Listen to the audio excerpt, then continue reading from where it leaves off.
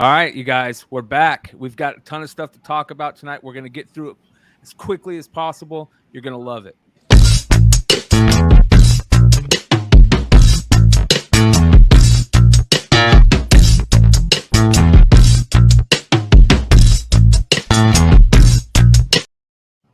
All right. Thanks for joining us, everybody. I know you guys are getting used to the new time. We're coming in a little earlier, but don't worry. We will also have stuff that goes late for all you night owls. But you guys can always watch on the rewind. I've been knowing that. So, all right. We've got lots of fun stuff to talk about. I got Trey. I got Vinny. I got Marcus. And we're going to get into it. To start off with tonight, you guys, some little hitters, some quick hitters, and I don't know if everybody else has been watching or looking for Miles Morales Thor, but it has hit, and it's pretty interesting. I hear a lot of people talking about it right now, which is very interesting to me because I haven't liked this series to begin with. I thought the series was really cheesy. It felt cheesy, and it's gotten even more cheesy with this one, in my opinion. And we're going to get into it. So have you guys read it? Have you any of you guys read it yet? Yeah, I have not read it. As of course, I'm got my ear to the street. So, as they started rolling some of the beautiful bean footage. And one of the things was, hey, he grabbed a hammer, and imagine Miles saying, "What? It's hammer time." They made Asgard a hood. He was rhyming. It was like on some Dolomite type stuff. It was crazy. It's funny, but it's at the same time I'm like, Asgard has sneakers on wires in it too. Yeah, Asgard has sneakers on wires for the people that have gone on. Yeah. But look at this. Like if you really take time to read this stuff, did my brother blunder for the god of thunder? Like, twist it, flip it, and the hammer, the Mjolnir, or however you pronounce it, it's covered in graffiti too, right? Yeah, but don't miss this. Hot wings coming in hot. Oh. What are they thinking doing this stuff? Wait, have you guys seen have we seen the person who's written it? No. I'm going to interject here, but it's not even a person of African descent. It's not. The issue is. Yeah. It's not. It's not. Would it? Let me ask you this: would it matter to you if it would have been? No, it wouldn't. In my world, realistically, as a person that collects comics books and and that whole piece, it's cool to have. I think if they just wasn't trying to be so Yosef, it's hammer time. It's all of that. Miles Morales is rapping. It's he talks. He said Yosef. Yes. Yeah. It's a thing. You know what Dude, I'm saying? do you remember like 2 years ago, or maybe been a year and a half ago, that fucking cover of like the Miles Morales and Venom and shit dunking basketballs and stuff like that? It was a fucking outrage for that, because that was just as racist, if not more. And you and I talked about it, but no one else has said shit. It's so fucking weird to me. But was that cover? Was that issue number 23 though on that cover? You got me lying. Because if it was issue 23, I'm okay with that cover. Otherwise, I'm a little like, why are you doing that? But let's park here for a second. Miles with Mjolnir with spray paint on it. It has been tagged. It's been tagged. And he has a hoodie outfit. That's the part that made me laugh so hard, because I love those strings just blowing in the wind. I'm like, what is that? That is ridiculous. I don't mind hammer time. If we're being honest, I don't mind the hammer time. I think that's a good reference to fucking I'm to the original GOAT. Yeah. We all had the hammer pants, and we all fucking did the hammer dance in our living room in front of our fucking parents. Fair enough. Fair enough. So the writer is fighting back all the criticism, and this is one of his retorts to everybody being mad at him. You should have added more upskirt shots, and then you would have loved it. Oh. Ooh, That's don't even do that. worse, bro. Like, this is tacky on several levels. Just take the L and move on, bro. Like, don't say no goofy shit. Like, by Odin's fade. Oh my god. By Odin's fade. Come on.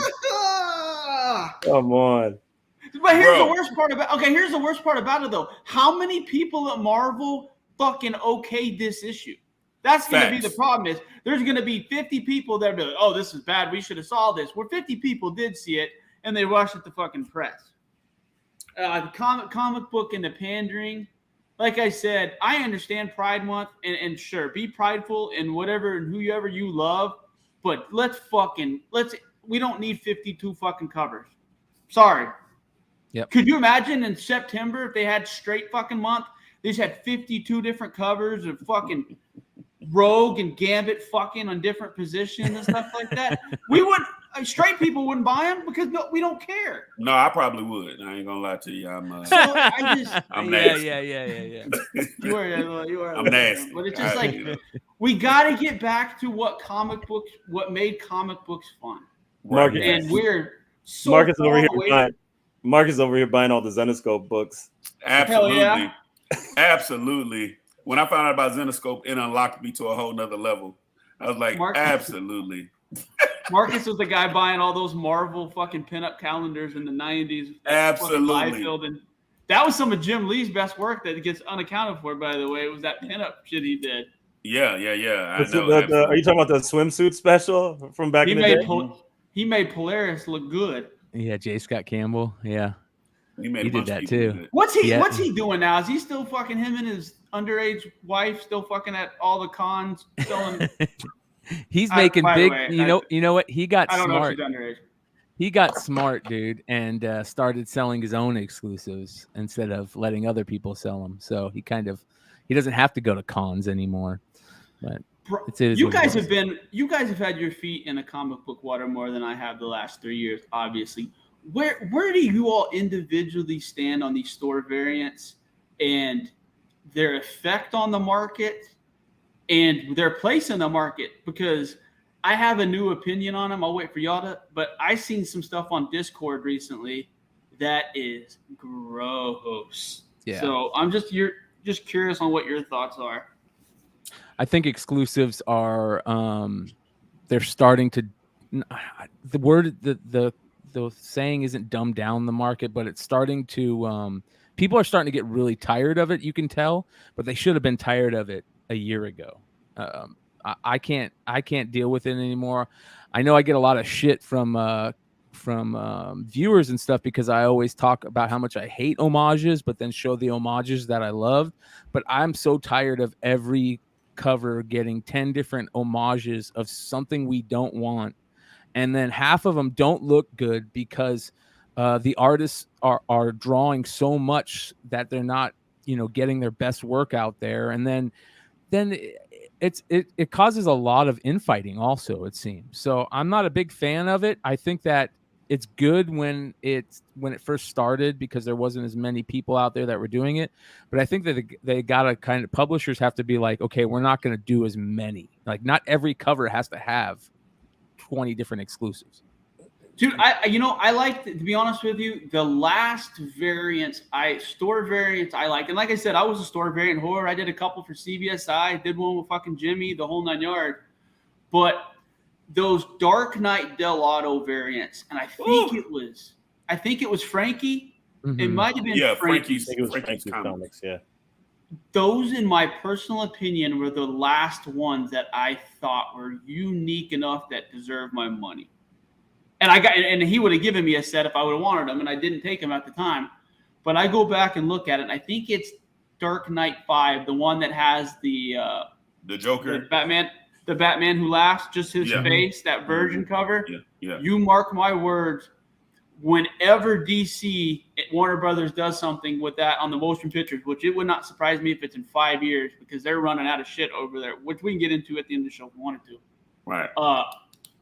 That book is going to be a monster in a 9.8 because there wasn't that many to begin with. It's a very tough 9.8. It's an amazing cover.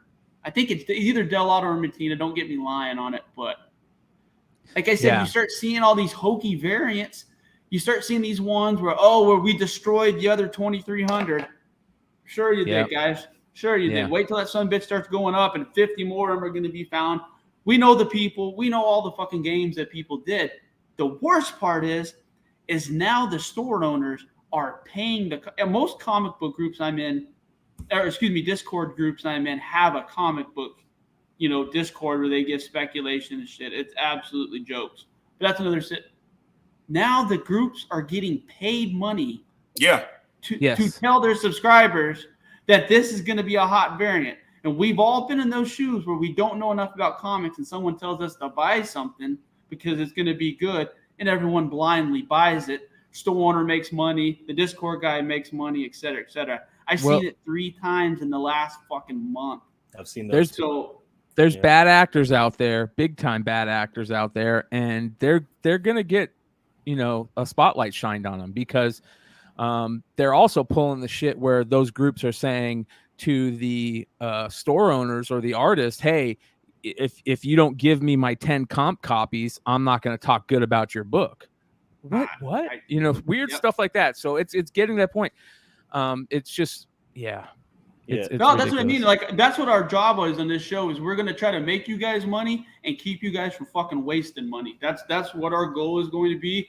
If we hear of scams, if we hear of anything that fucking smells a little funny, we're going to bring it up. Might be wrong, might be right, but we're going to definitely bring it up. So be careful when you buy store variants right now. If it's not a cover that you can't fucking live without, don't waste the money right now, fellas. Now, what do you guys think about?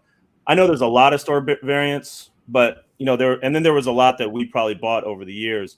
But I think there's going to be some that end up breaking out from all. Right? They're like, I don't know, like Edge of Spider-Verse 2. Remember, there's a variant for that, like a store variant. There's that. I have that. Oh shit! I got that. Sean got it for us. Yeah. It was I got that. There's that. Speaking of Sean, if you're in fucking Memphis on whatever device listening, we love you, buddy. Hope you're having a better afternoon. Holy shit. There's that. Remember that Riri coffee shop variant? There's like different variants. I wish I could find that, dude. It's I don't know. Can you pull that up? Yeah, real quick. It was like it was a store owner. I want to say in Philly, and she ended up doing a cover that had her with Riri, like essentially just like at a coffee shop. And I don't know how many of those there were, but that's been on a lot of people's want lists. Yeah, groundbreaking female comic book store owner. So as a matter of fact, they did a little. Let's play this. This will be interesting. This will be a quick little play so we could show everybody. I know we've talked about it before, but some people don't even know about this stuff. There we go.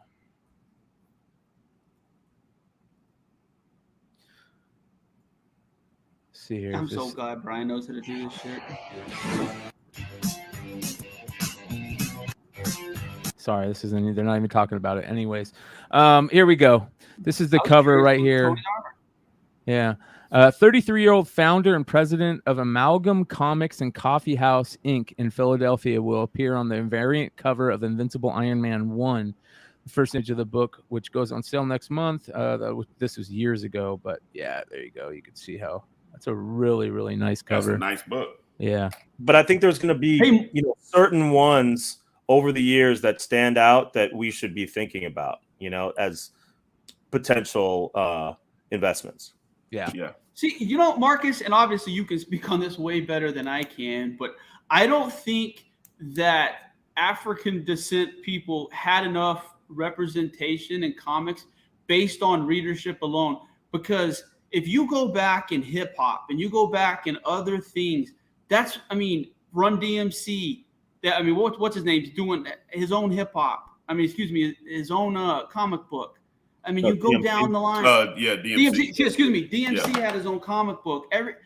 Black people love comic books. They love comic book characters. That's what they talked about. They said, in New York, that's what they did. They traded comic books red. You go from kung fu tapes and comic books. So many people liked it, and they not necessarily people knew about it until Black Panther came out, the movie. And when that number hit and people realized, oh my gosh, it absolutely changed how you guys are getting a more of a say in what the pie is now. Does that make sense? It makes total sense. And just to kind of piggyback on what you're saying, like the reality of the situation is, when I took my son to go see Black Panther, the coolest part about it was not him going to see the movie, but when he was there, he was like, "Dad, he looks like me." And with that, that's the inclusion that we were asking for, because we read comic books too. It's not that we trying to take over Superman. Well, I don't want to be Superman. I'm like, Absolutely. yo, point me to the person who represents us, because I think that's what comic books are supposed to do. That's why Kamala Khan is doing so great. It's like, she's really, I mean, she has the whole Indian Muslim thing happening where, even she's at the mosque and this and that, and she has the tradition. I mean, it's just seeing bits and pieces of yourself in these books is kind of a beautiful thing. Yeah, I'm not gonna lie. I mean, as an Indian American, I'm excited about the show. I'm excited just to see it. I'm excited about my kids to see it. Having that South Asian representation, I think is really cool. Well, what's interesting about that is look at the scores that it's getting on Rotten Tomatoes. Yeah. I mean, that's pretty damn good. I know Rotten Tomatoes isn't the best place to go and look at numbers like this stuff, but to be honest, I think I'm a little bit. This is a little bit. There's a little bit more truth, I feel like, in this series, because I've heard nothing but people enjoying it. You know what I mean? But did you hear about the people bombing the review or bombing it on IMDb?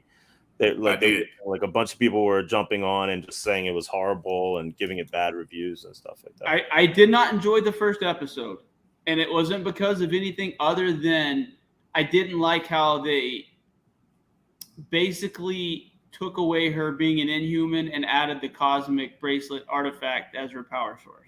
But stop right there. Trey. Listen to what you're saying. You're saying that you don't like it for a valid, or you didn't like it for a valid reason because you're a comic book person.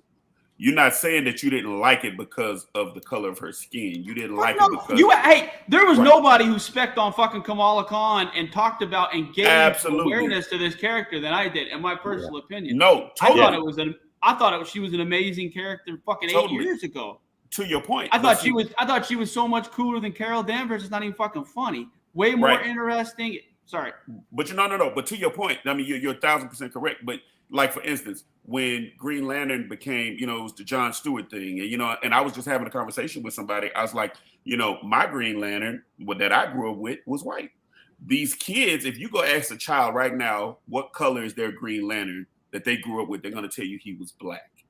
Jon Stewart.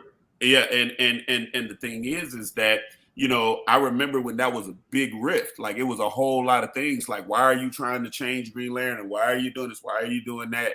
And okay, yeah. So I think that the beauty of it, the beauty of all of this, is that comics are now doing what music and a couple other outlets are doing. It's bringing people together. I mean, we're able to have a conversation. You can look at this podcast and see that, man, we're all over the spectrum, and and we all agree on the same things. We agree what's good is good, what's whack is whack.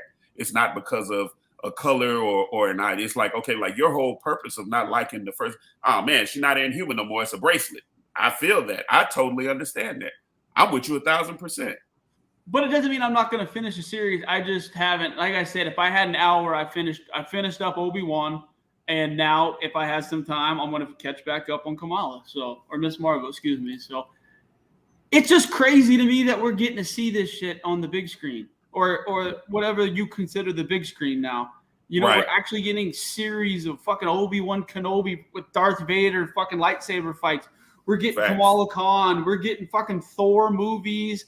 Doctor Strange showed up on the Disney app today in the IMAX and HDR format. It's just, what's really interesting is the fact that these movies are now being made for a generation other than ours. Right. Facts. Because a lot of those movies from Iron Man until a year ago, or even less, maybe even before Kamala Khan. Maybe Kamala Khan is the first one where it's like, it's so obvious it's not made for us. It's made for teenagers. It's made for different demographics than white males. It's very weird to have, that Kamala Khan is, it seems like it's trying to feed that female readership or viewership that they don't normally get. And I would be interested at the end of this to see if it worked. So, and you know what's crazy? And go ahead, Trey. You come right after. You know what's crazy, man? If you go to a con right now, the amount of cosplay, the amount of women that's in these cons, and probably can tell you more about a book than you would even know. Well, it's crazy. That's where you and I brought this up on the old Pressable shit. The cosplay stuff doesn't necessarily correlate what people think it does. Just because some 250-pound girl shows up at the fucking con dressed as Harley Quinn, and fucking don't laugh, we all know that you ain't seen a good-looking Harley Quinn at a con unless she's been paid in fucking 10 years. So don't everyone give me that face like, oh, you're an asshole. It's the fucking truth. And I've worked at a lot of those cons and been to a lot of those cons. Those cosplay people do not spend fucking money on anything other than donuts and fucking beef jerky. And root beer.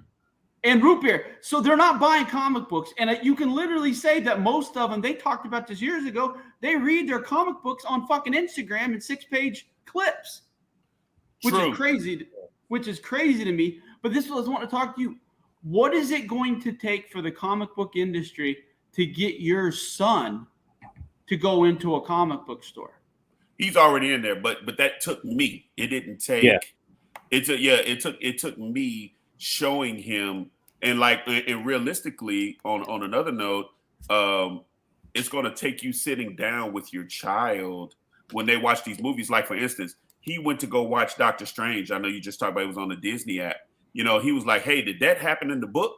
He said, because I know if it happened in the book, it's probably going to be different. I was like, well, I didn't really happen in the book like this, but just go and read and go find out. See, that's what takes him in the store is the movie, and then telling him, hey, it's more to it. Go find out more. Like when we were watching this, and I was just, we were talking about, I know we'll talk about it later, the Gotham Knights trailer that's on YouTube.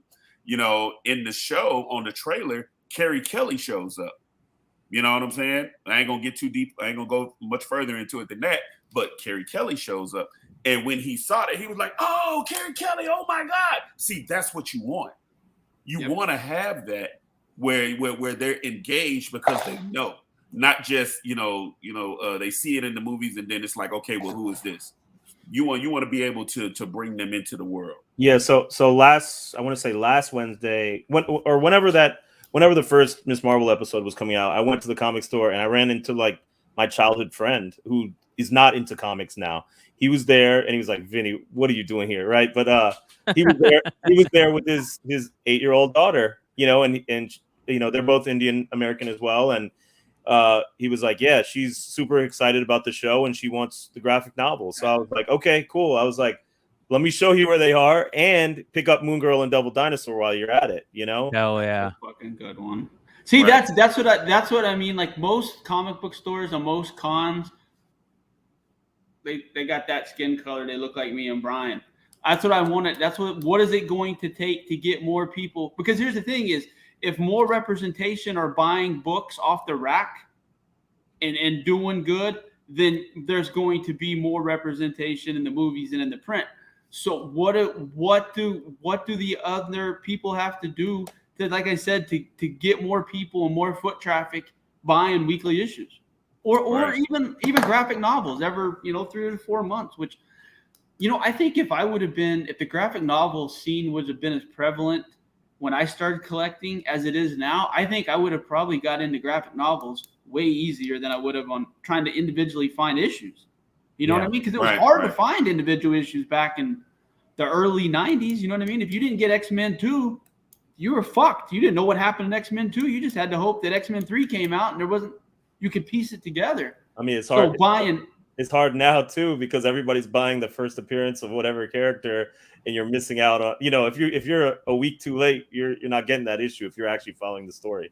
It's cool to see people talk about. There's a lot of people talking in the chat right now about their 7-year-old wanted to take him to the LCS to pick up Sonic the Hedgehog comics after the movies came out, and Ultra saying that his son got Sonic Volume 20 for being a good kid and in the comic form. And there is a lot of people who are trying to do their best to get their kids into the comics. And sometimes it takes an outside force other than the parents for them to go, that's cool, dad or mom, can you get this for me? And that's the real hook, I think.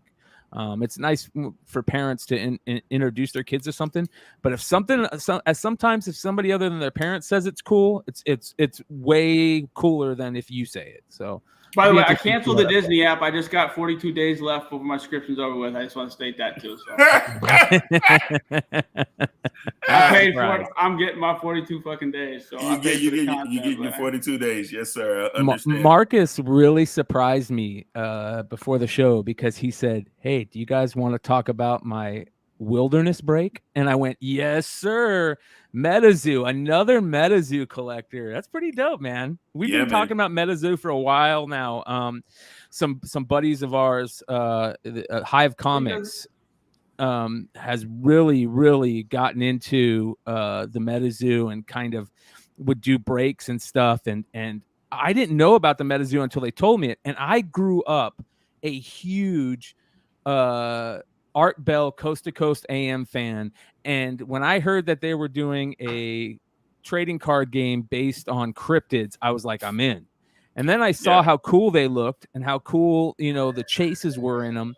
And not a lot of people were big on MetaZoo at first, but now you've got multiple editions now. I think this is the second edition, right? Yeah, Wilderness. I mean, it's all over the place, bro. Ooh, look at that. Ooh, saucy. Hey, when I first got into those Discord groups and started doing the botting, those groups got on the MetaZoo shit. And Resale Calendar, I'm out of that group now, but Resale Calendar called it, buddy. We were buying the first edition 0-day boxes for $179, and people bought 25, 30 of these boxes, and at one point in time, we're selling them for $4,200 within 42 days of fucking buying. Wow! Did you sell yours or did you keep them? Kept. I just got one box. Okay. So I kept it. I got a first edition, and like I said, there's a bunch of card games. There you go. There's a bunch of TCG card games that are coming out right now that are on, what is it? I'm out here with it. Not Patreon. What's the other one? Kickstarter. Yes. What's Nostalgics is another one. Nostalgics is, and then there's another one called like The Gathering that I'm a part of. So, yeah. But no, the MetaZoo stuff, y'all know I'm a Bigfoot nerd. So it's same exact vein. It's something that you can wrap your head around. They're not necessarily made up characters. I mean, we've all heard of a majority of the characters, Chupacabras, all the shit that they do. I think it's an interesting concept. They've done a really good job of placating to collectors. They have tons of. They've had free releases. I mean, they've had NFT drops. I mean, they've done everything for every type of collector, and they do a good job. I got those. I picked up. So the Walmart boxes look like this. I just hope the Walmart boxes look like when you go to Walmart. I picked up like 8 of these yesterday because there are supposed to be some first edition packs hidden in those. Yes, there are. I had one. I opened it. Has Topps taken over? Is this the Topps? No. The Topps one looks like this. Okay, that's Wilderness. Nice. Got it. That's Wilderness. And Vinny. Go ahead. What'd you say? No, this is something Vinny and I were talking about earlier. We might as well transition to this, but we were talking about what are the things that our kids, the nostalgia, we collect Transformers and He-Man and that stuff. What are like our kids? What are their girls going to be?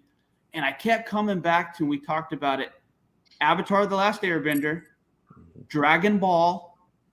Now, and Vinny, Vinny ought to bring it up, but the A15 spec of anime is, he called it. I mean, there's some things out there to make some big money at, guys, if you just think.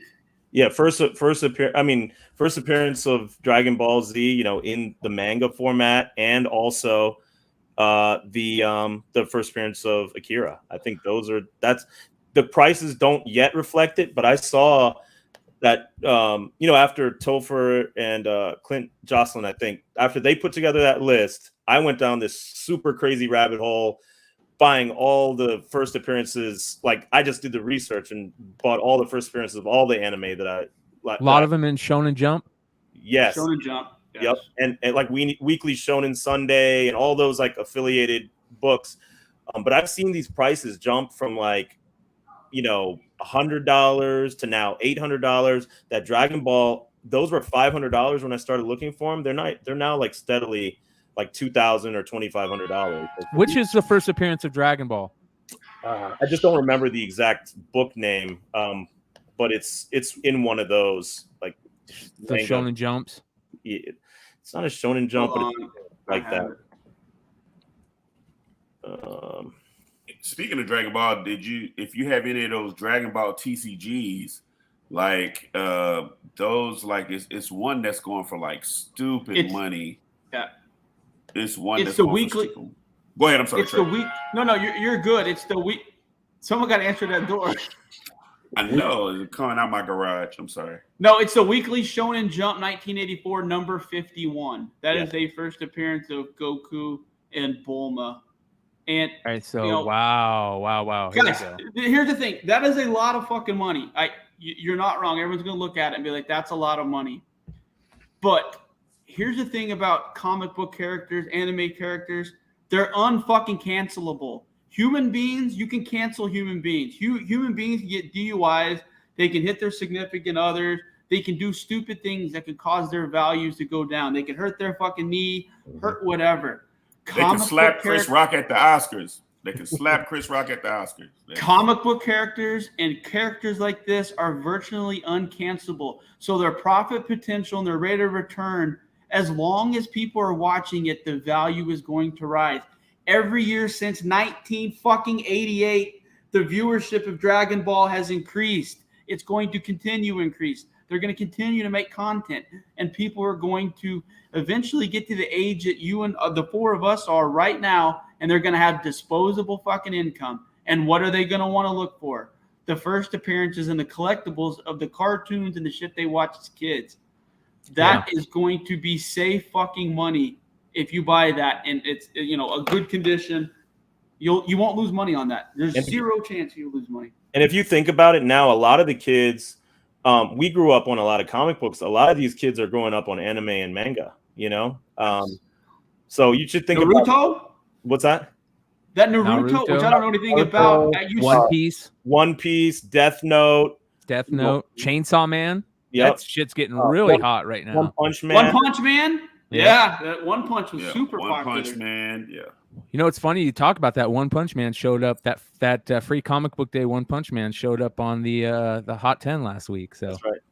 That's what I mean. It's just like, think about the things that think about the toys you were buying your kids, and then go and think about what their first appearances were, or what their big collectibles, whatever their autograph cards or their first Topps cards or whatever it may be that has some collectivity to it. Look into it and spend a few of your extra dollars, because there's a good chance that those people are going to get disposable income and going to start looking for the toys that they couldn't get or their parents couldn't afford. I mean, same thing we're doing. Right. All the stuff I buy is the stuff that I couldn't afford when I was a kid that I wanted. So this is something. So this is something I mentioned to you guys before, and this is super long term. But I'm thinking about my son. My son is growing up with Paw Patrol, right? And they have these essentially die-cast cars that are in Targets, etc. And for whatever reason, especially on those first two series, they had on the back that they had all the regular cars, and then they had a super rare edition that was like 1 or 2 per case. And so I would go to Target when I buy my son the Paw Patrol toys, and I'd look. Sometimes I would find the ultra rare. I took that, bought him the regular version, gave it to him, took the ultra rare, put it to the side, just something I can slab and give to him when he's older and maybe has nostalgia for Paw Patrol again. Oh, what is that? Hold on. I don't know if you can see these. These were super popular. Jiu-Jitsu, yeah, dude, those things. Now, if you look so much. If you look, it's the same thing. There is an ultra rare in every single one of these cases, and people go nuts for them. Yeah. Was that part of one of your Discord server things? No, I mean, the information was for sure. The information of that these were, to start looking for them. And that's a great thing. During the pandemic, I would, when something came out that was flippable, which everything was. I mean, there were so many things that were flippable during the pandemic. Luckily, with my job, I had a company vehicle. I would just hit every fucking Walmart that I could do. I'd hit 8, 9 Walmarts in the country that I knew that were there from hunting or whatever, and they were flush. They all had new toys. They all had everything stocked. And you could go to a Walmart and literally walk out with $250 profit. No issues, from Pokemon cards, sports cards, to action figures, to weights. Yeah. I mean, there were so many things that you could walk into Walmart and turn into free money if you just knew that was out there. I remember that. I was trying to buy weights for like this boot camp I was doing, like an online thing. I couldn't find them. I had to go to some specialty store to get them to make it for me. So. Do you remember the webcam run? Do you remember when all the fucking kids? Oh, trying to get a webcam was absolutely crazy. And the graphics cards as well. Yeah, they're still that way. Nah, the graphic card with Bitcoin at 18.5 or whatever. And everything crashing the way it is. The mining has absolutely taken a shit. Real quick on the MetaZoo stuff, Marcus, can you show us some of the stuff you pulled out of those wilderness packs? Because there was you showed a really badass one earlier. Yeah, look at that. That's nice. First sighting. First sighting, green clawed monster. Can you explain that one? Like, what's the deal with the first sightings? It's so good to see tops on there, man. That looks so good. Yeah. So the first sightings are the ones that are coming out on tops, if I remember right. So like, this is Topps version as they're rolling out MetaZoo. So those first sightings are going to be like your first editions, or the really rare ones that are numbered to a certain number, because I think those are like numbered to 99. And when I went to go look on the bay, first of all, I couldn't find a green clawed monster on the bay, so that's pretty neat. But then some of the other ones that were there, sell $100, $200, whatever the case may be, but they all were numbered to 99. Yeah. And so cool. so I think it's cool. But then like some of the other ones, like when you get into the box, you get into just your regular cards, but this is, I don't know if you can see that, but it's like I'm trying to get it in. Yeah, it's got like a refractor type thing going on. Yeah, it's like it's like a hollow foil. That's beautiful, dude. That is you said it best. That is a beautiful printed card. I'm impressed by the quality of that card. That's what Topps gives you, man. Yeah, that is beautiful. They have a name. It's still fucking, this Fanatics thing pisses me off to no fucking end. I could do an hour just talking shit about Fanatics, but we're gonna have to get into that here one show sometime soon. Snipe, that's dope. Do they have a Spring Hill Jack MetaZoo or MetaZoo? You guys ever heard of Spring Hill Jack? He's like a cryptid monster guy that jumps from roof to rooftop in Britain. It is in here. It's in here. Is it? It's in here. But this is like the regular schmegular cards. But those are beautiful too. They still look good too. John Henry. Wow. John Henry. Did any of you guys get the promo cards they were giving out at some of the cons? Like, I did. I got some. NYCC had some with the creator signing and some of the artists, and then I think MegaCon. I don't remember. It was like, I was definitely NYCC last year. There was like this long line every day, and they would give one card out, and then you could get the creator to sign it, and you could get the artist to sign it. I mean, that's beautiful, man. There's Spring Hill Jack. Look at that. Look at that. That's awesome, dude. That was just happened to be in there. Yeah. It's a beautiful set of cards. I would suggest anybody right now. I think on eBay you can buy it for like $50, like $50 for the box, for the small box. It's gonna look like that. It's 5 packs in there, and we're gonna kind of go from there. But now, interestingly enough, like I was telling y'all earlier, I don't know what this is. Oh, this is we got to talk about this. Like, I don't know what this is. This was in the box. Not too sure. I don't know if you guys can see that.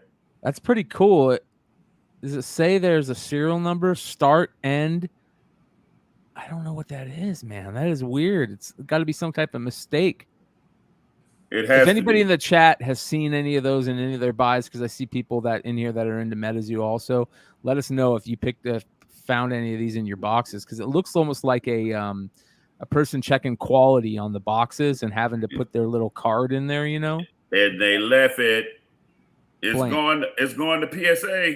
Hell yeah, dude, smart. It's going to PSA. It might be some type of crazy redemption or something, dude. Yeah, I don't know. Boy, speaking of PSA, did you guys see the fucking Michael Jordan ticket stub from his very first game? Yes. Wow. Yeah. Yeah, we definitely got to talk about that might be the only one out. The only one. Dude, the amount of ticket stubs that people have sitting at their parents' house at their fucking old room that are worth a shit ton of money is gonna blow people's minds.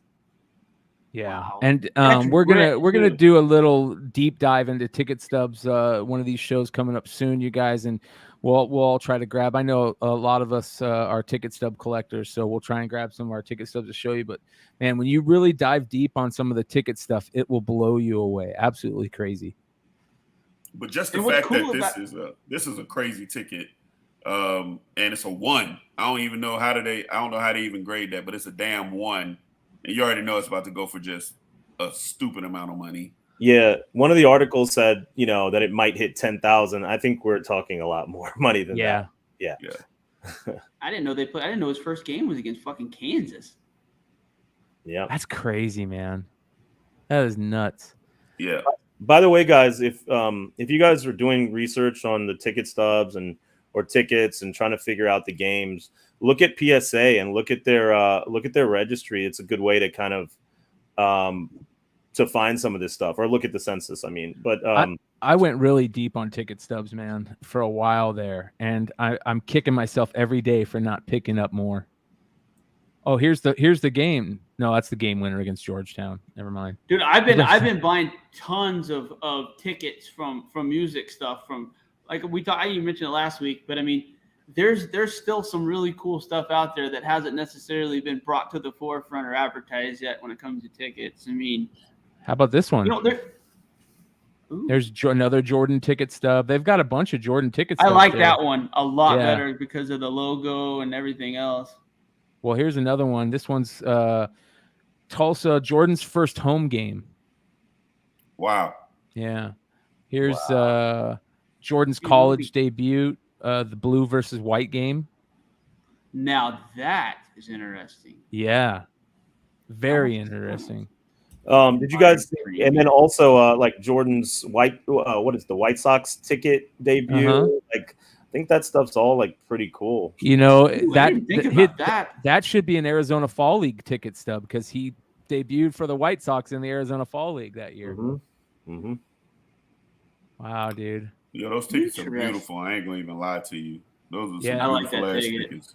Here's the Heritage has got a bunch of them available for sale. I mean, somebody must have been collecting Jordan ticket stubs. Look at this one. This is a collegiate personal scoring record versus Georgia Tech. It's not graded. Yeah, but let's just park at the fact that someone said, I'm going to buy these tickets and I'm going to sell the ticket stub at some point.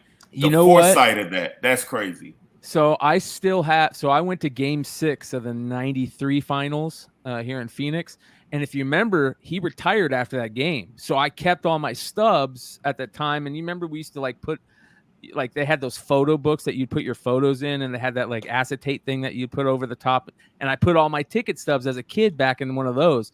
And I found them a couple months ago. And I was like, man, if he would have just stayed retired, that would have been his last game. And I would have had 4 ticket stubs to that untorn, not torn.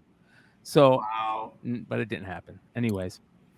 Yeah, I hate to be morbid, but on some ticket stubs, man, you know what ticket probably you could find and it would be worth some money if you can still get it? The Michael Jackson This Is It ticket. I know someone that actually has that ticket. Which one is that? Is that the one where is that the tour he did in London right when he died? Yeah, like he never. Yeah, but they sold tickets. They sold tickets for the show, but he died before the show happened. There was a Led Zeppelin ticket that they did for that, and recently they started selling all those unused tickets 60 years later. Yeah. You know, it would be another crazy one if you had a ticket to the Dimebag Darrell show where he got shot. That would be a crazy ticket stub to have. Morbid, but crazy. Yeah. I got a blowjob from a stripper at Dimebag Darrell's strip club in Dallas 10 years back. Hey, you got the ticket stub for that? You got your drink. You got your drink. Buy one drink. What the fun? That was one of the greatest nights. We'll talk about that other time. But I was at. Me and my buddy were at a bachelor party. Yeah. That we ended up having such a good time. The groom got mad at us and left because we were having more fun than he did. I'll never forget it. Oh, haven't talked to him since that fucking day because I thought he was being a little bitch. But you went to Dimeback Daryl's and got a little shoe shine polish. I'm not mad at it, baby. You got a little shoe shine. It's all right. I got to go to Dimeback Daryl's. Keep them bells ringing, man. Keep them bells ringing.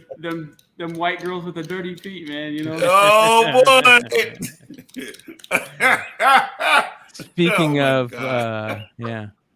Well, I guess there's not really a segue I can make to that. But Vinny, you went to New York for NFTs. Yes. So I went to New York for NFT NYC.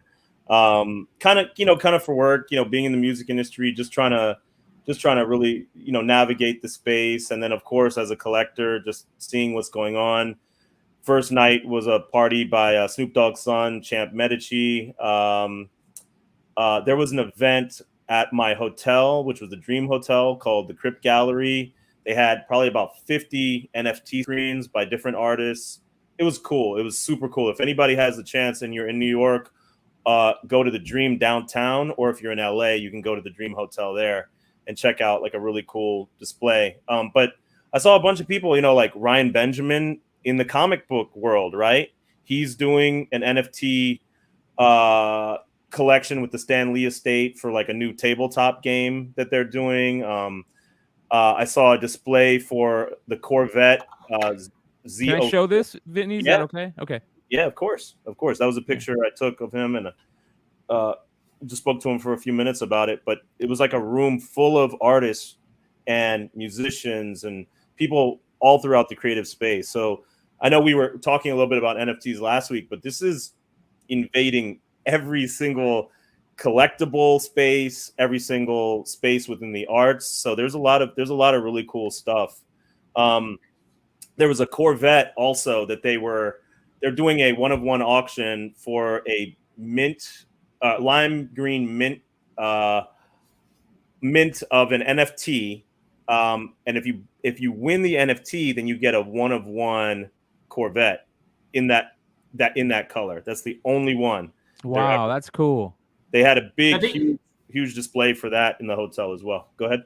The artist is Nick Sulo, I believe. He's a famous artist of some sort. Well, you know what I mean? Half those guys are like, oh, he's a famous artist. No one's ever fucking heard of him. So you can be like, Vinny Kumar is my buddy. He's a famous artist. But like, oh, yeah. I could just be a that made it. Yeah. I mean, other interesting things. So apparently, Bored Ape, they stenciled over like a famous graffiti artist in New York.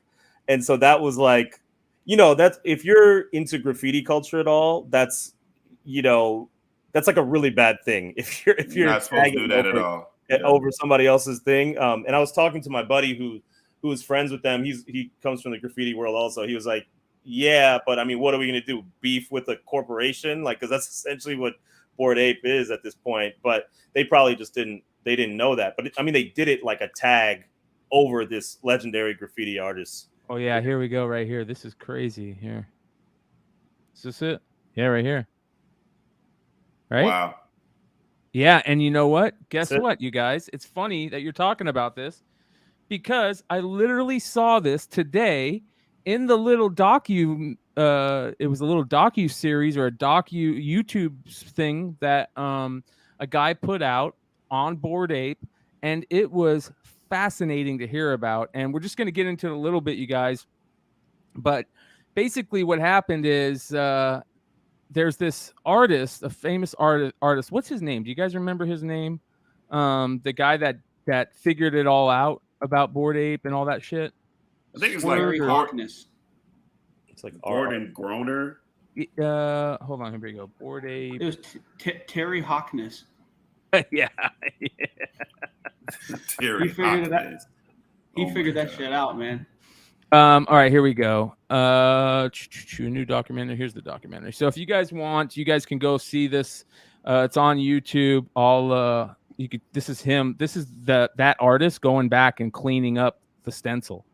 He Oh, literally really? went back to it. Yeah. So this is the start of. It's called Bored Ape Nazi Club, and you can find it on YouTube. And the beginning is him going over there and stenciling out or spraying out that stencil, which is crazy. But basically, you guys, what this is about is he basically goes on to say that, you know, I'm not gonna, downplay this. I don't want you guys thinking I'm downplaying by saying this, but it feels almost like the same type of thing, like with like QAnon and you remember when the 9/11 happened and that Loose Change came out. You know what? It feels kind of like one of those documentaries. And there's a lot of esoteric information that you need to know. And this guy just totally lays it all out. And it's very interesting to see how all these things relate. A lot of the things that Bored Ape Yacht Club and the original creators did seem to relate to Nazi, SS, just really weird shit that it shouldn't be related to. The 4 guys who started it, their names are like plays on certain, racist authors and stuff like that, and like there's all kinds of stuff in there, right? Yeah, it's a lot of stuff in there, and just really to kind of like in a nutshell, without just going so deep into it, it's a lot of similarities where they're basically comparing even the logo all the way down to the logo of Bored Ape Yacht Club to like whatever that racist Nazi club that's out there. Some of the dates kind of line up, like the release of Yuga Labs was on April 30th. The release of the actual Bored Ape collection dropped on April 30th. Same day Hitler died was on April 30th. There's just so many pieces to it. And what a lot of people are doing, they're kind of looking at it and then they're kind of making their own opinion. So what I would say from our side, hey, you check it out yourself and you draw with it, whatever you will. But it's a lot of stuff in there. Here's a real quick just snippet, and this is kind of interesting right here. A lot of people that is that Dame Dash? Yeah, it's Dame Dash. That don't want to understand. You guys realize for the last 2 years, they got black people to invest in monkeys and dogs while making fun of us and taking our money from us. But Doge was going to the moon. When y'all get done, go look at Bored Ape Yacht Club and go see the imagery of how it's connected to Nazism. It's damn near the same imagery, but they know we won't study long enough to say, and now look how many billions of dollars they made off of us and our culture, and then the music industry gonna come in with more NFTs and continue to rob us. All we need is us. The reason really crazy stuff. Now to pick up on what he's saying, Rolling Stone, because he says the music industry, Rolling Stone is dropping a Bored Ape collection. They're doing like a 1 of 1. Today, right? Yeah, they're doing like, I think it was today or something like that. They're doing a 1 of 1 of some stuff, and then they're dropping some other, Bored Ape shit around it. The magazine, the Rolling Stone magazine with Bored Ape on it, just shot up in value. It's crazy, monkeys with bananas on it and shit. It's a whole bunch of shit. Let me say this though. Is Dame Dash not a charlatan though? Because wasn't he literally 6 months ago trying to create a reasonable doubt NFT to sell on his own and just got his hand slapped? And they said, "No, you ain't selling anything." Yeah, Jay was like, "You're not gonna do that." Yeah, but I guess I forget who the third guy who owns a little bit of it was. There's Biggs Burke, Kareem Burke. Biggs, you're correct. Yeah. So I guess Biggs tried to do something with it, and it's a whole. But I just don't fuck with anything Dame Dash says. I'm going to do the opposite of for a while. Yeah. It's really cool. It's really interesting. It's very interesting to watch, and the guy did a really good job on the documentary. And what's very interesting is one of the main guys who's out there calling, like bullshit on Bored Ape and saying they're actually doing this, like this is real, is a really famous artist in the digital scene. He created that meme with the sunglasses that come down. I forget, deal with it. I think it's called the deal with it meme. And it's just a pair of sunglasses that come down. And he's a really famous artist. So there's peers within his group that are calling them out, which when that starts happening, you have to kind of look, okay, where there's smoke, there's fire. That's in my opinion. And once your peers start calling you out like that, where there's smoke, there's fire. So I would just suggest go check it out. I'll put the link in the description and stuff. It's very, very interesting. Marcus, what happened with the derivative project that just came out the other day? Don't do that. Don't do that. No, I'm just saying. You were telling me about it. Yeah, it got delisted. What does that mean? So if something gets delisted, that means OpenSea just basically took it down. It's just basically a takedown. So what happened was he put up like the Bored Apes. So you could have bought the same Bored Apes that were just moving for like tens of hundreds of thousands of dollars. You could have bought it for a few $100. And then so it made it all the way up to 2 ETH. And then it got delisted. So the people that made money on that were the people that bought it right when he said, I'm gonna put it up and sell it. So he put it up and sold it. So you could have got it for like, $50, $60, $100. You jump in, get your money, jump right back out because you know it's gonna get delisted anyway. It got delisted. It's out of there. Bored Ape, Mutant Ape, the Bored Ape Kennel, all that shit got delisted. I'm out of some money. I'm mad about it. Is that the same as a rug pull, or is a rug pull? No, it's not different? the same as a rug pull. A rug pull is we start. I'm just using us as an example. This is not our story, but of course, we start an NFT. They give us the money for the NFT. We disappear next week. We go, we hang up, we disappear off Discord. You can't find us. We're not doxxed, meaning that they don't know that email it's Megatron Don, or that's Trey, or that's Vinny, or you're Bryan, and I'm Marcus, and and all of that. And here's my email, here's my Instagram. That's what fully dox means. Everybody that's involved. So like side note, like with Goblin Town, that was the thing that just really took off recently. They just came out. The people that were behind Goblin Town just came out. And everybody thought it was Beeple, everybody thought it was Bored Ape.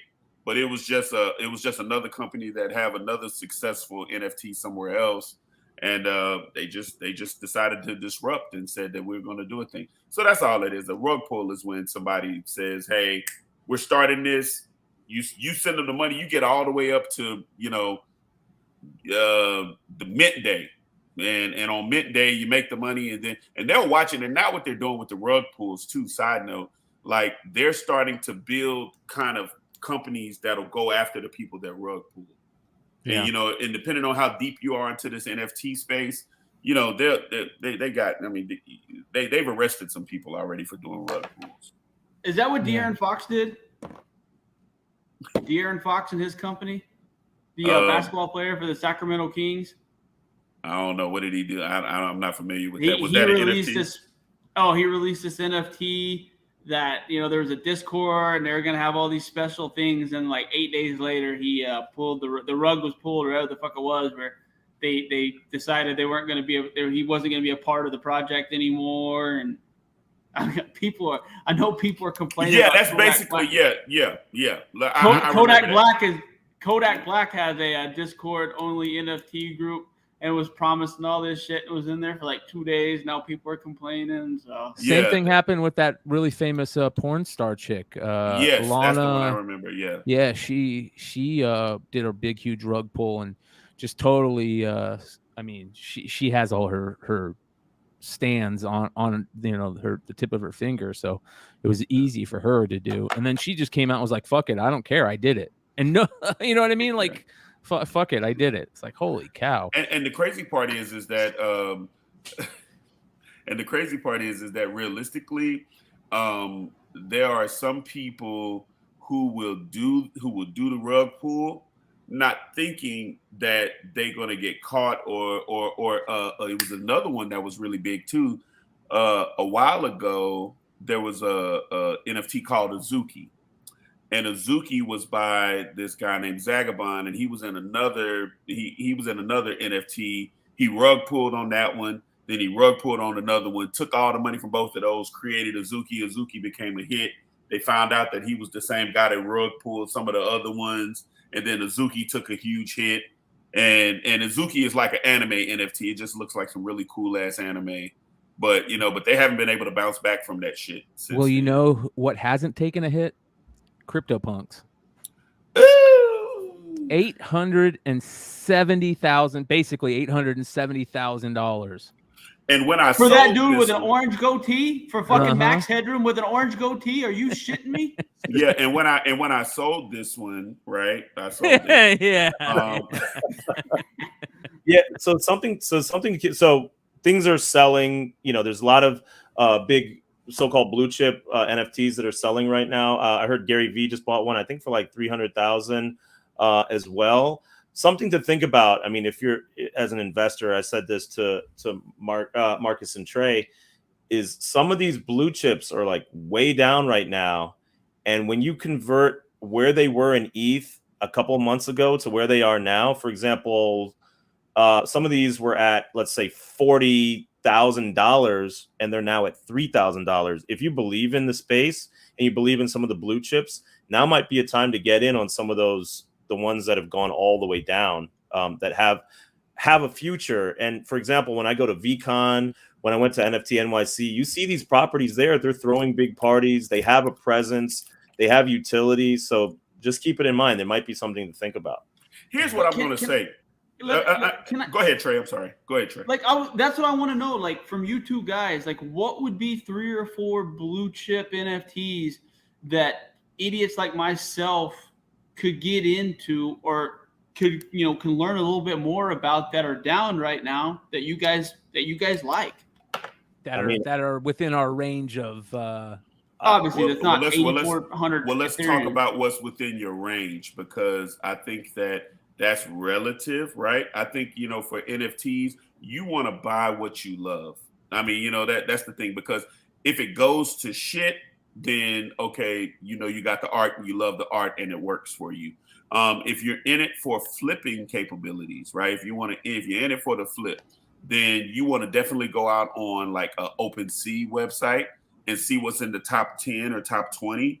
You definitely want to stay tuned to this channel, because we are going to start an alpha group where we start giving away information on like some of the ones that you probably need to be looking out for. Like right now, a great one to look out for is Possessed.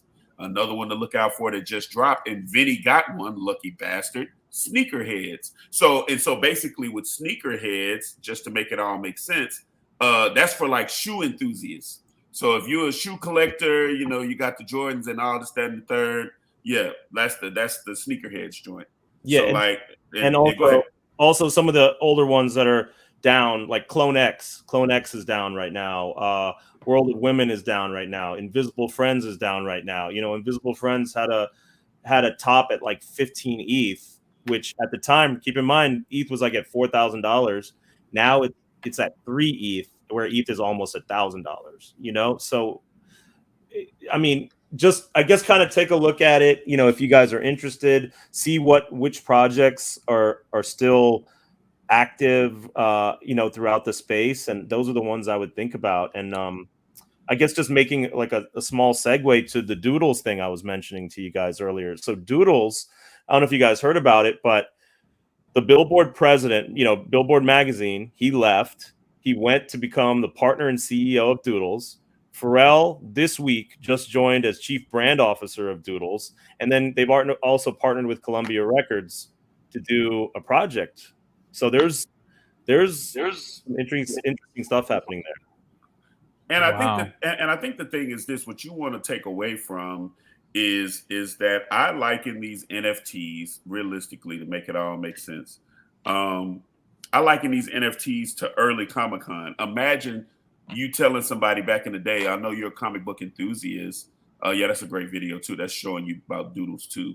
Imagine you're a comic book enthusiast, and then you say, hey, I'm going to create this thing, and all comic book people come and hang out, and we're going to, talk comic books, talk shop, sell books, watch movies, and all that shit. You couldn't tell someone a few years ago about even going to a Comic-Con or doing anything along those lines. In Houston, we got Comic Palooza. So all this is just, the early adopters of people catching on to some shit that's really about to take over and be a thing. So that I would just say, grab what you want to grab what makes sense to you, and then fall in love with it. You know what I mean? Like, some of the shit that I like is Karfuru. That's my stuff. Karfuru, Invisible Friends. I'm not gonna buy a Bored Ape because that's just crazy. My friends had a doodle. Now the doodles were like, at one point they were like 33 ETH. When he got it, it was like, imagine spending $400 and now you got something that's worth $33,000. You can't really beat that shit. Yeah. They Cryptopunk sale raised $100,000 for Ukraine with a Cryptopunk sale. Saw that. So that's crazy. You know what's crazy is the fact that the president is in the middle of a fucking war and he has time to do the commencement speech at Stanford. That's what's fucking crazy. Yeah. That being said, Trey, let's get into some of the. You know what? We're here to talk about some fucking spec. We're going to talk about some of the most random shit. We're going to talk about beef, pork, chicken, comic books, fucking steel books, and stock tips. So if you guys ain't fucking ready to bounce around a little bit, get ready. Let's do it. First of all, if you guys don't own a freezer, buy a fucking freezer immediately. And this is why. Here in Oklahoma, we do a lot of this shit called farming, where, people, we grow food and we feed food and we send it out to other parts of the country. The calves that are being birthed in Oklahoma right now, the grain that we're feeding these calves cost 4 times what it did at the end of February when the last cycle of calves were born. The same grain that they're feeding to the chickens, the same grain that they're feeding to the pigs and the cows is 4 times. That's what it costs right now. That's not what it's going to cost in a month from now or 9 months from now when these animals go to slaughter. If you and your family like to eat meat and you eat chicken, you eat beef, you eat pork, buy a freezer and fill it up. Go to Costco, go to Sam's Club, and buy yourself some fucking extra meat, because in August and September, it is going to be astronomical, the cost of food. All right, fuck it. We're going into some collectability shit now. You got any questions, Marcus? No, I don't have any questions. I'm ready.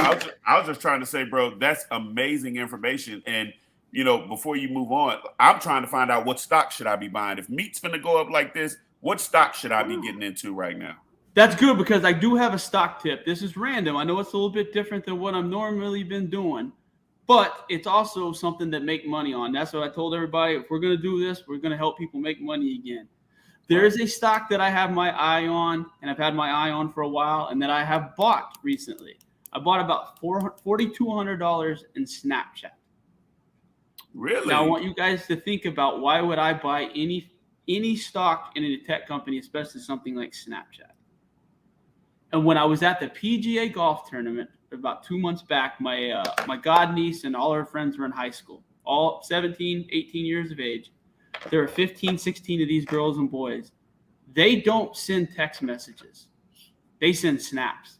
Yeah. And they continue to send snaps. So this is what we're talking about.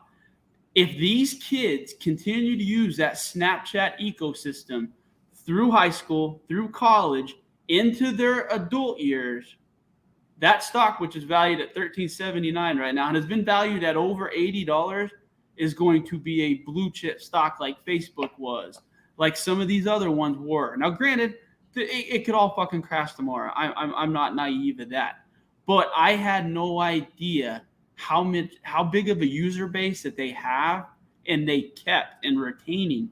And that's how a lot of those kids they don't send text like we send text. Right. They Snapchat. And that's the ecosystem that they choose to use. Like I said, now if they can continue to innovate and do the things that they're really good. I mean, they have podcasts, the filters, the games, that they've done a really good job. But if they're able to keep that core group of kids using that Snapchat for the next 5 to 10 years, which is a huge stretch, that $13 stock right now is going to be a fucking monster, boys and girls. And the reason why Snapchat is what the kids love is because once they see it, it disappears. It's gone. Yep. So text messages leave a trail. Snapchat does not. So I can send a naked picture to somebody, anybody that want to see it, because I'm fine. I send a naked picture, and it's gone. It's gone after they look at it, right? So so that there's no evidence. So it's a beautiful thing. Snapchat is a game changer, though. That is a great. You just gotta try to think about products and things like that are in the future are going to be integral in everyday lives, and that's one of the only ones in the tech industry that's not blown up completely. A year ago, it was at $83, and like I said, it's all the way back down to $13.79. I think is what it closed at today. I have a lot of faith in that stock, and if you guys have kids or whatever, see what they're using. Find out what technology they're using and invest in it, because if your kids are using it, there's a good chance there's a lot of other people that are using it as well. Find out about it. You never know.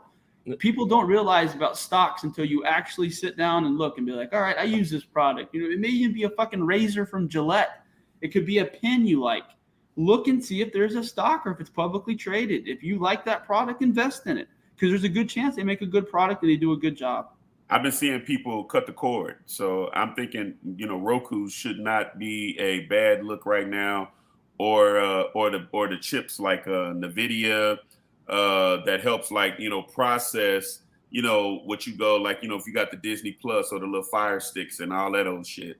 Dude, Roku has changed. That is a fucking great point by you, because Roku has bridged the technology gap for older people better than anything I have seen yet.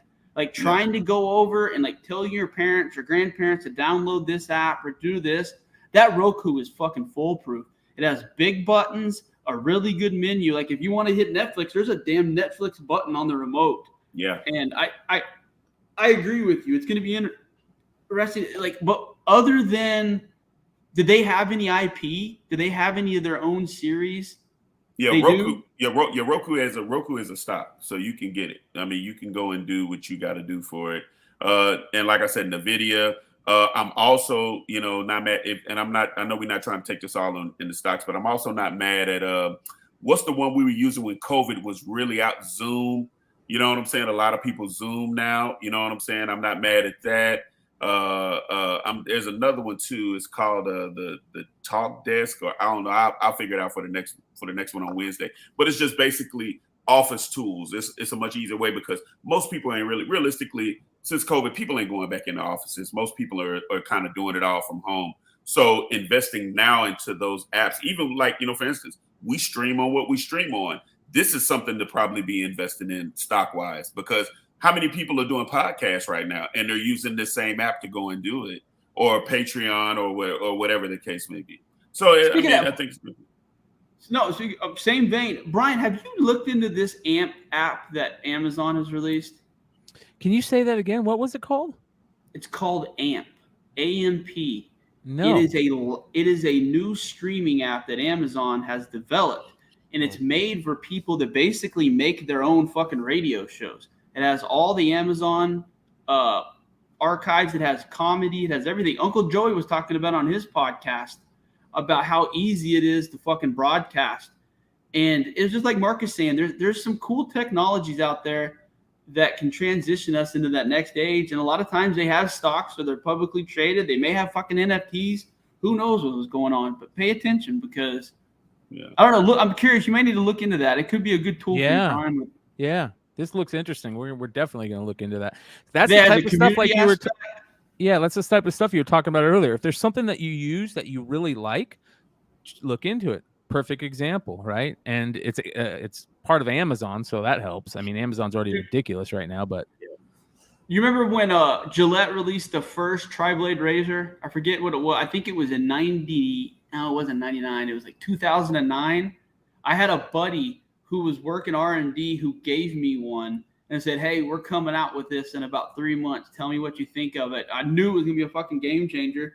Went and bought $5,000 worth of stock, fucking made about $3,400 on it in about 3 months. Just because I knew that the product was going to be fucking good. I knew it was a game changer. I knew it was a completely different shave than anything I've ever had.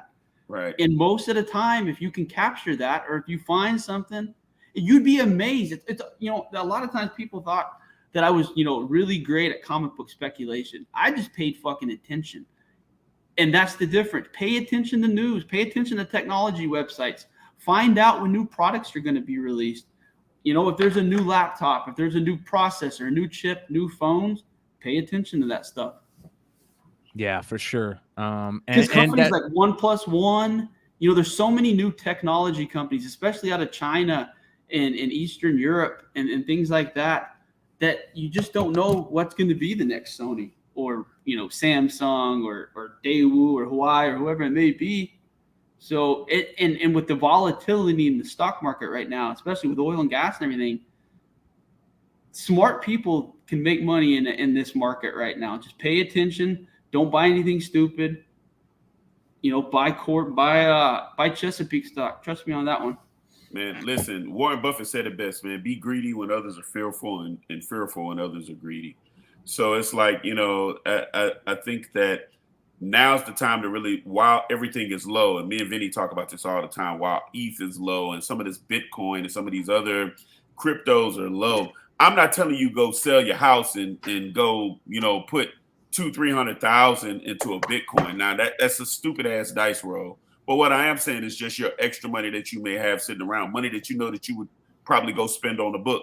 Man, dice roll that into some ETH right now and just watch it and just see what happens. What's the worst that's going to happen? You lose a couple bucks. Yeah, I tell some of my friends, you know, who are interested, I'm like, do whatever you're comfortable, $25 a week, $50 a week on Bitcoin and Ethereum, and just watch what happens. I mean, you know, I think there's a very good chance and likelihood that it's gonna go back up again. So, you know, but don't do it with something that's gonna, you know, break the bank. Just do it with a meal, you know, like, or whatever. But something that's not gonna hurt you.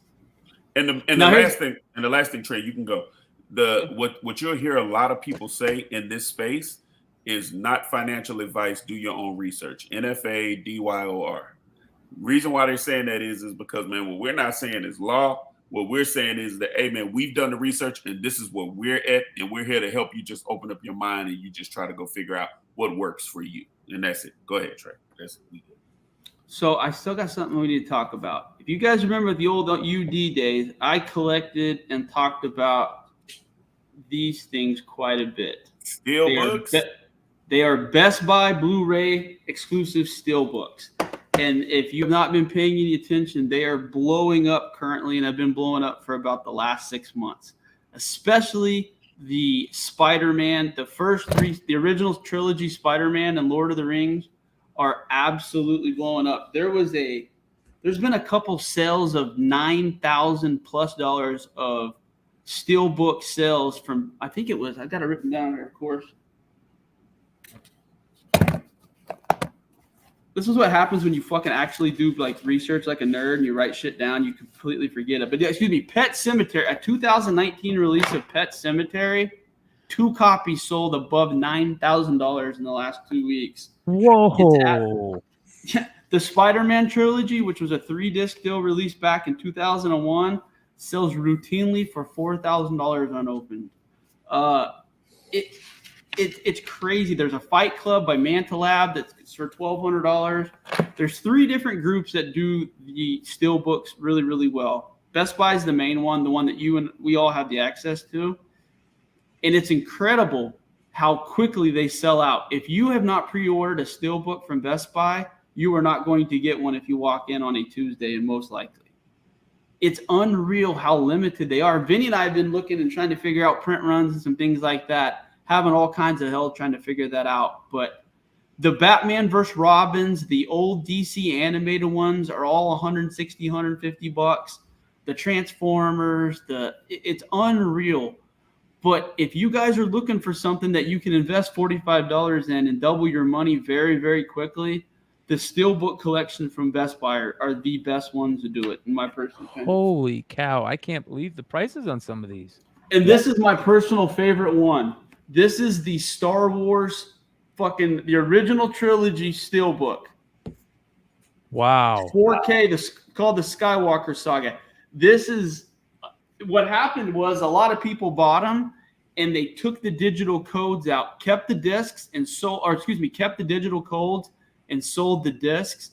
But there's a treasure trove. You do not know what is sitting at your current Best Buys right now until you go in and look. There's a good chance there's probably not a lot, but Look at what Dune is going for. The Dune that came out like 35, 40 days ago, $170, which you could buy $35 for Rude.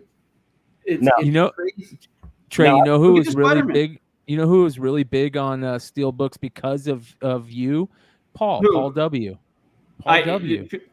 Paul's so cute. He always sends me stuff too. Like he's done pretty good on some spec, and he spec on a Ninja Turtle. That Ninja Turtle Switch spec he had a while back is really, really good. But you know, the thing about it, the Steelbooks are cool anyway. Like I talked about it a little bit last week, but it's that Star Wars Steelbook.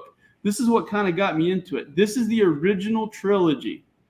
This has the original trilogy, not the extended, not the re-release, in DVD format.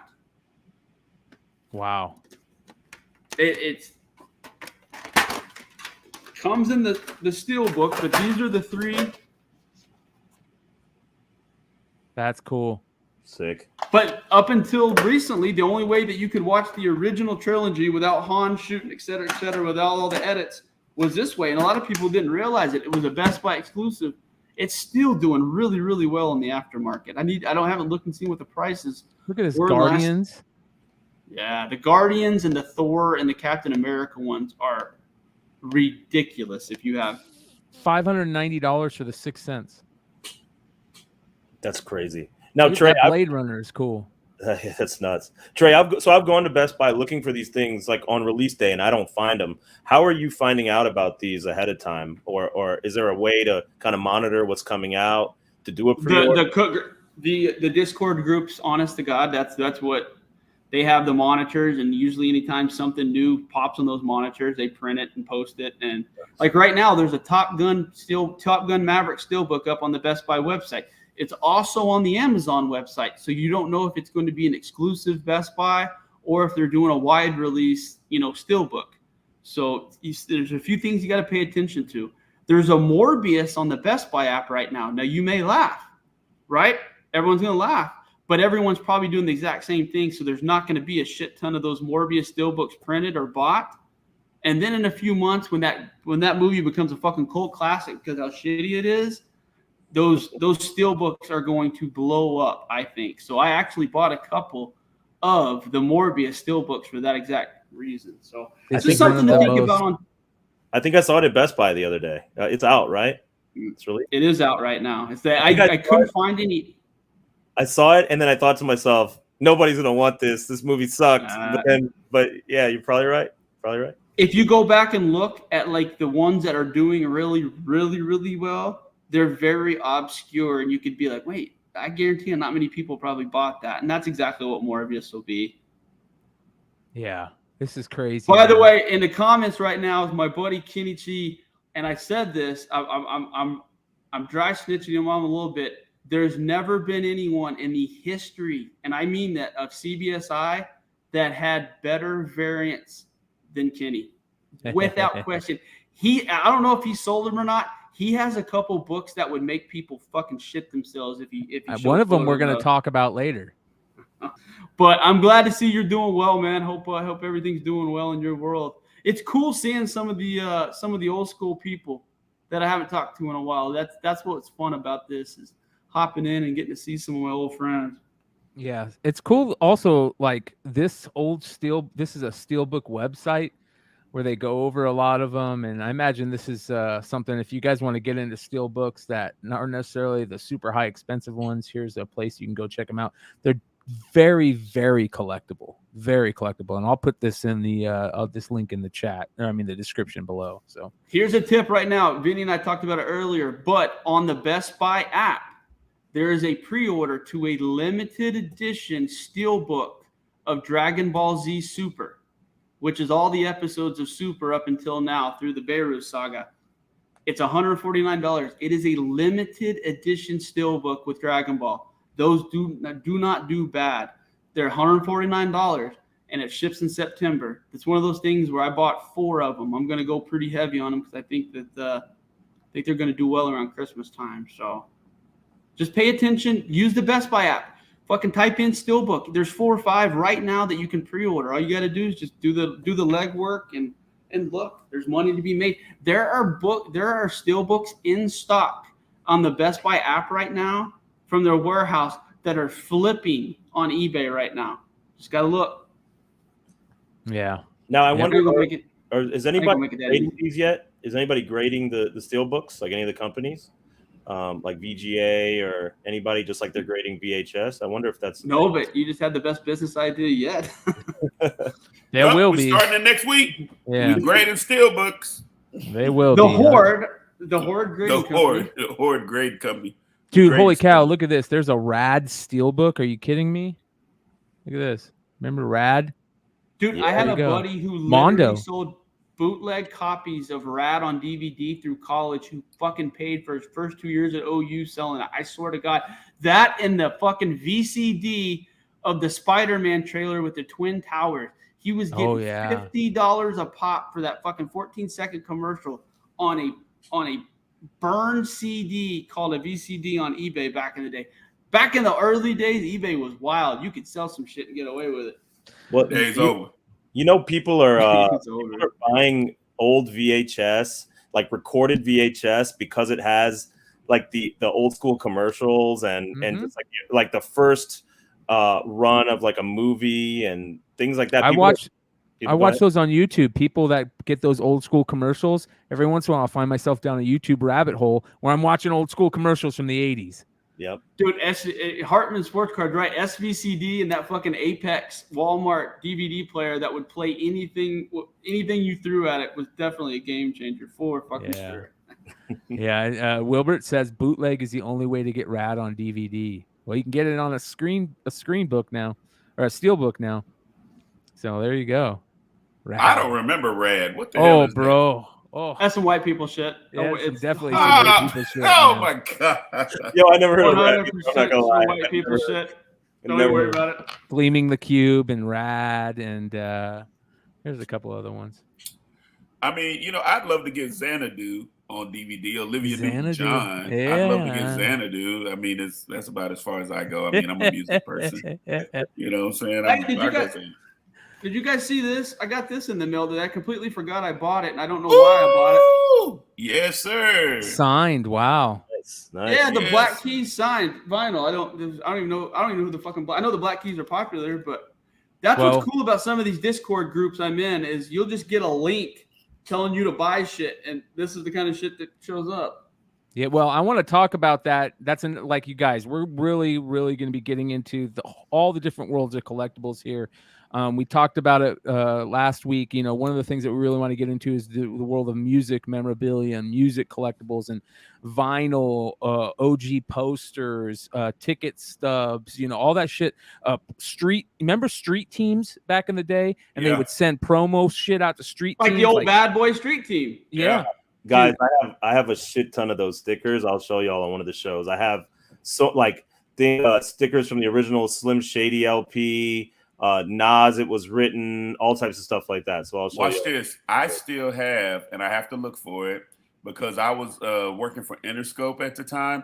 I still have the cassette tape that they sent out to the street team to get people to even listen to it. That's what you. Hey, Marcus, that's probably worth $5,000. Marcus, check this out. I got to tell you a story. So back in Marcus, before this was like the late 90s, early 2000s. Yeah. Here in the local music scene, all my buddies were musicians in the local music scene, and there was a band here called Gray Days, right? And a bunch of my buddies were in this band called Gray Days. Their lead singer ended up being the lead singer of Linkin Park, right? Chester, okay. Chester went to school out here and all this stuff.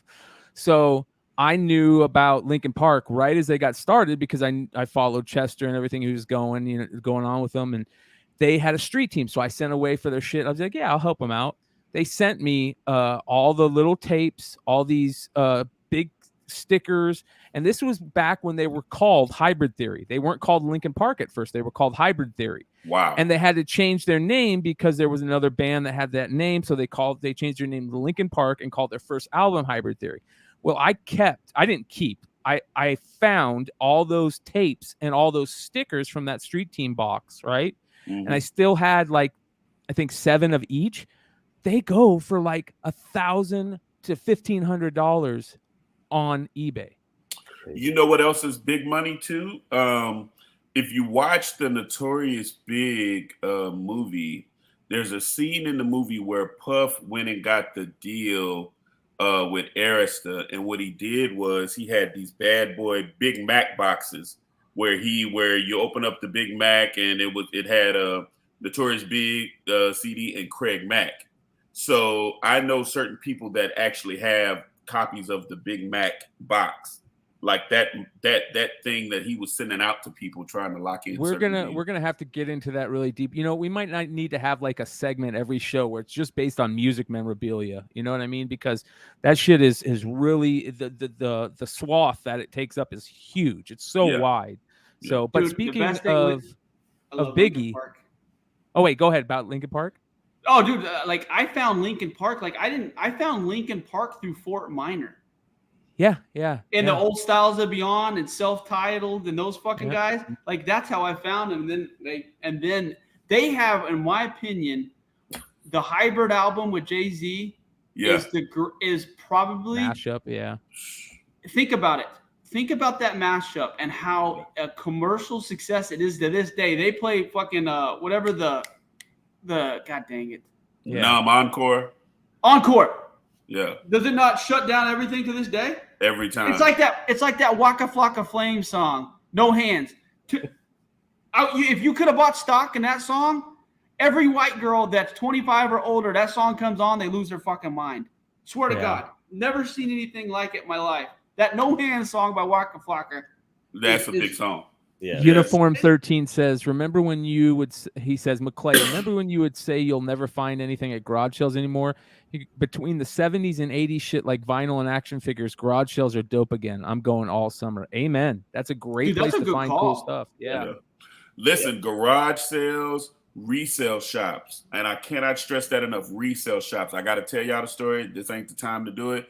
About the time I got an AF-15 at a resale shop for $50. Well, speaking about Notorious B.I.G., we've got an NFT collection coming out that's going to include audio freestyles of Big when he was 17. And this is really cool because of the whole utility factor about NFTs and what extra stuff they can come with. And this is a big deal to me, just because it has those.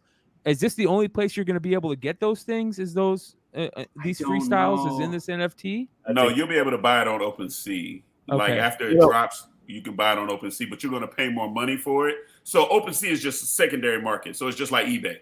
Yeah, but he means where you're going to be able to get it anywhere else besides the NFT. I don't think so. No. Yeah. That's the only way you're going to be able to get this.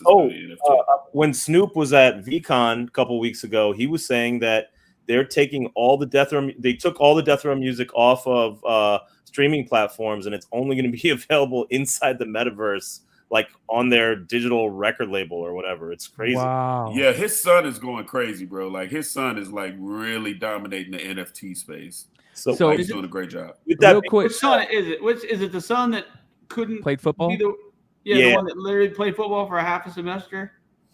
Nah, I ain't got faith in that kid. Did he go to Notre Dame, or was that David Robinson's son? He went to UC. Remember, he went to UCLA, and his own dad talked shit about him because he's a USC fan. Remember that whole deal? Yeah, I remember that. And he didn't even make it onto the field that first year. Yeah. I'm gonna tell you, I don't know the sports side of it. What I do know is that he's killing this NFT shit. So much so his dad Snoop just kind of walks in and, what you need me to do? All right, cool. Like he's really owning the NFT space right now. Well, this big NFT, it says the crypto platform One Of has unveiled a new NFT partnership with Notorious B.I.G.'s Christopher Wallace estate, Sky's the Limit, the Notorious B.I.G. collection. After teasing the team up back in March, the set will feature unique 3D NFT figurine characters inspired by Biggie's life, lyrics, and style. Anyone who purchases an NFT will also be given the rights to license audio of an iconic Big freestyle delivered on a street corner in Bed-Stuy, Brooklyn when he was just 17 years old. That's the one you can go fucking listen to on YouTube I was about right to say, now. Yeah. That is by the way, though, what's great about, that's one of my all-time favorite videos. It really is. It's literally 17-year-old Biggie who looks exactly like he did when he was 35. He just eats this guy on a street corner at 17. Just destroys him. Okay. Yeah. No. Yeah, I'm not. I mean, it's cool for big fans. You know what I'm saying? It's cool for, I guess the culture. I'm not really a fan of his fade. I ain't gonna lie to you. I understand his 3D. I'm not really a fan of Biggie's fade. It's like, I don't know what's going on the side of his head, but it's definitely, oh, okay. Yeah. I mean, it's definitely, I get it. The ultimate Biggie fan, though, out the door. It's moving. It's a great way to move people. Screw it, fuck it. Bryan, in your personal opinion, the greatest rapper of all time. I'm going to everybody, so I'm going to piss you off because I already know I'm going to piss you off. But it comes down to me. It comes down to lyrics, flow. Those are the first two things, lyrics and flow. And to me, it's Tupac all day, every day. I don't have an issue with Tupac. I don't have an issue with it. Here's the thing. Tupac has a catalog to stand on. Yeah. You know what I mean? And his talent level, I may not think he's the greatest rapper, but I'm also not stupid enough his talent, to think his poetry that rose rose that grew from concrete. Yeah. Is one of the cooler. His voice and his flow make you feel his lyrics more than, to me, any other hip hop artist. You know what I mean? That's to me. Don't have an issue. And you know what's funny, dude? I grew up, like, the first tape that I ever bought was Eric B. and Rakim tape, right? So I grew up listening to, like, East Coast hip hop, Eric B. and Rakim, Big Daddy Kane. I was big as a kid. There's a hip hop artist called Kwame. I was a big fan of Kwame. So I was a big hip hop artist growing up. And man, I remember the first time hearing Tupac and just going, holy shit. Like, he's got that. I'm a huge Rakim fan, and Tupac, to me, I think Rakim kind of created that flow, in a way where it has emotion, and Tupac kind of took that over from him. So that's why I love Tupac, man. I think the only thing that I take away from Pac is that he was a bit of a hypocrite. Yes. You do a song like Dear Mama, and then Brenda's Got a Baby, and then there's lyrics in other songs which I won't go into that. Well, he came out of jail a totally different person, man. He was Suge changed him. I mean, Suge changed him. Yeah, Suge basically fucking injected him. No, I mean, not with anything, but basically said, that whole thug, the rah bullshit. Yeah. Because Digital Underground humped you when he's fucking dancing around with, I Get Around Tupac was, people forget, like, that was my favorite Tupac, was that I Get Around is my favorite Tupac song. Yeah. Still is to this day. It's fun. You know what I mean? There's listen to that. But there's nothing better than that All Eyes on Me album, dude. Yeah, that All Eyes on Me album is like top 10 albums of all time. It has my all-time favorite feature on it. Which one? The one with All Eyes on Me. The one, the one with Method Redman and Corrupt and Daz. Yeah. And what's funny is that wasn't supposed to be on the album. It was supposed to be on the Dog Pound album, and Tupac said, "Nah, that's going on mine," and took one of the verses from Corrupt off and put his on. My favorite lyric of all time is a Pac lyric, and it was on a Richie Rich song where he says, "They ask me why I get high, and I'll say till the day I die, I don't want to see this cold world through sober eyes." And I was like, "Holy fuck, dude!" Like, that was. Look at Marcus's face. Marcus is like, "What are you guys talking about?" Yeah. Brian's pulling him out though. Richie Rich, the area. Oh, dude, I'm telling you, man. I'll talk music all day. That's what my. All right, Marcus, favorite MC. Okay. I ain't gonna do that. Okay. You gotta have one. I gotta come. No. Internet guys. Yeah. No, that was. He's got that gerbil 56K dial-up. I got that AOL. Yeah. No, I turned it off myself because Holy shit, Hartman, the Sportsman's Cards. I have Adele, the funky Homo sapien, real life story. That me and my crew got into a fight with Slug, him, and Brother Ali at the Blue Note, Oklahoma City. I love Brother Ali. 2003. That's old school. Got into a fist fight with him. Yeah. But boy, anyway. My favorite rapper is Notorious B.I.G. He was one of the greatest storytellers of our time. And when I say storytellers, Pac is great with dealing with, like, I guess, from a real life perspective, your dear mama's Brenda's got a baby. But it's something about who the fuck is this paging me at 5:46 in the morning, crack of dawn, and now I'm wipe the coal out my eye. See who's this paging me and why. Just come on. We can stop right there. I mean, we can keep going. Yeah, how do you? When he outboned fucking Bone on Notorious Thugs, it was come on, you know what I'm saying? When he opened up Notorious Thugs and out-busied and out-lazied and out-crazied the whole fucking group, I said, yeah. Because, here I found this interesting. Kanye talked about it on that podcast with Noriega about who he thought the best rapper of all time was. Drink Champ. And he said it was Drink Champ. He said it was Jay-Z.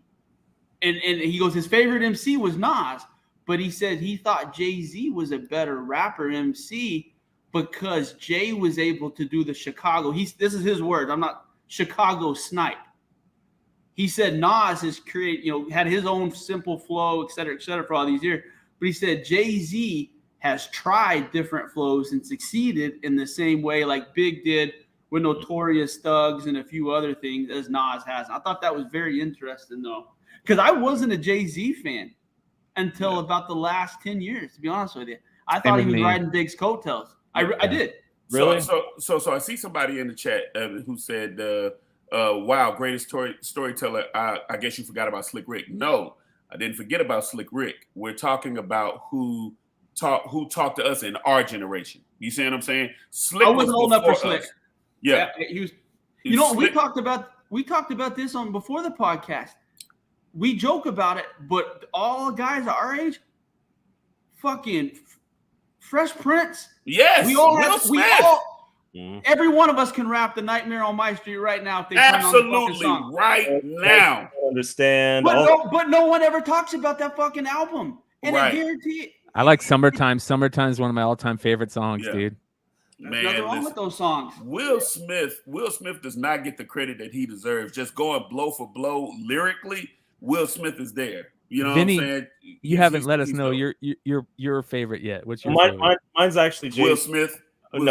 Mine's Jay-Z. I do like Nas as a rapper the most, but his beat selection after the second album, it wasn't consistent. Like, you always wanted to have a good executive produced Nas album, and we just never got that. Never. Until maybe recently, kind of, because Kanye tried it. That was not great. The Hit Boy albums are good, but we never got that classic Nas again. And I agree, Jay-Z's versatility, he's still relevant today. If he drops a record today, it may not be what it was a few years ago, but he can still make something that's relevant today. And to your point, Jay-Z is 50 plus, still can drop a record and still crash the market right now today.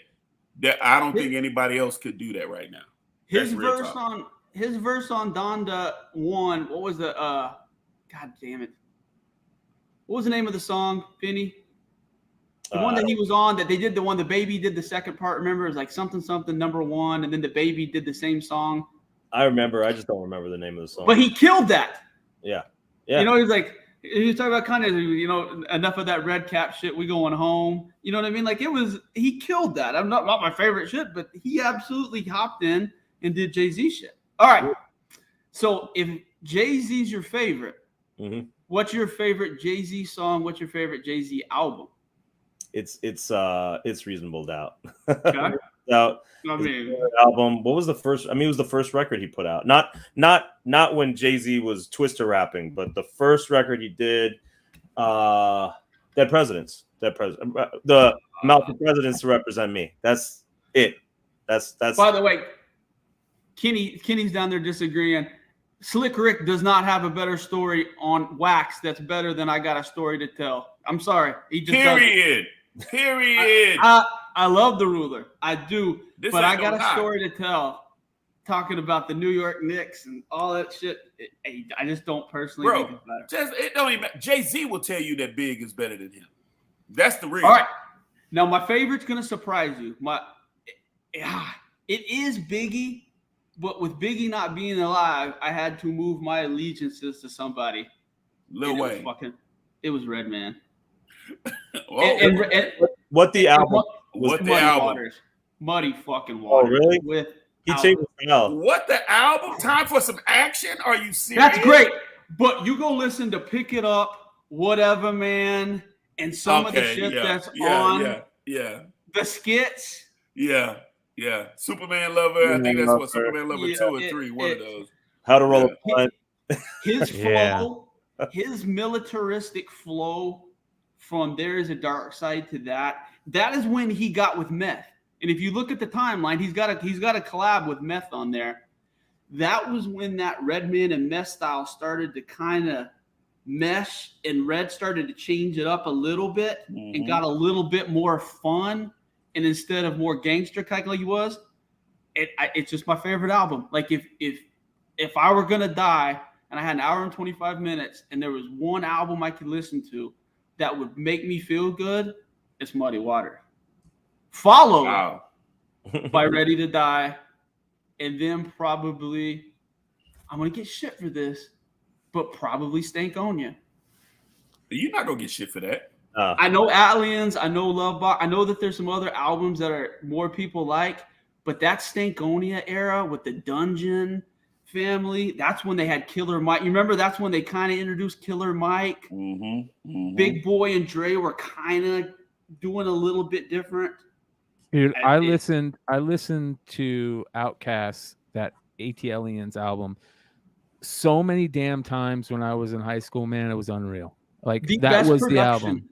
Yeah. The greatest, in my personal opinion, you can listen to Atlians without the lyrics, and it's still as good an album because the production. Just listen to the production. I mean, you do with your headphones. Smoke a blunt, and listen to Atlians and the production. I think it's Organized Noise. Yeah, Organized Noise.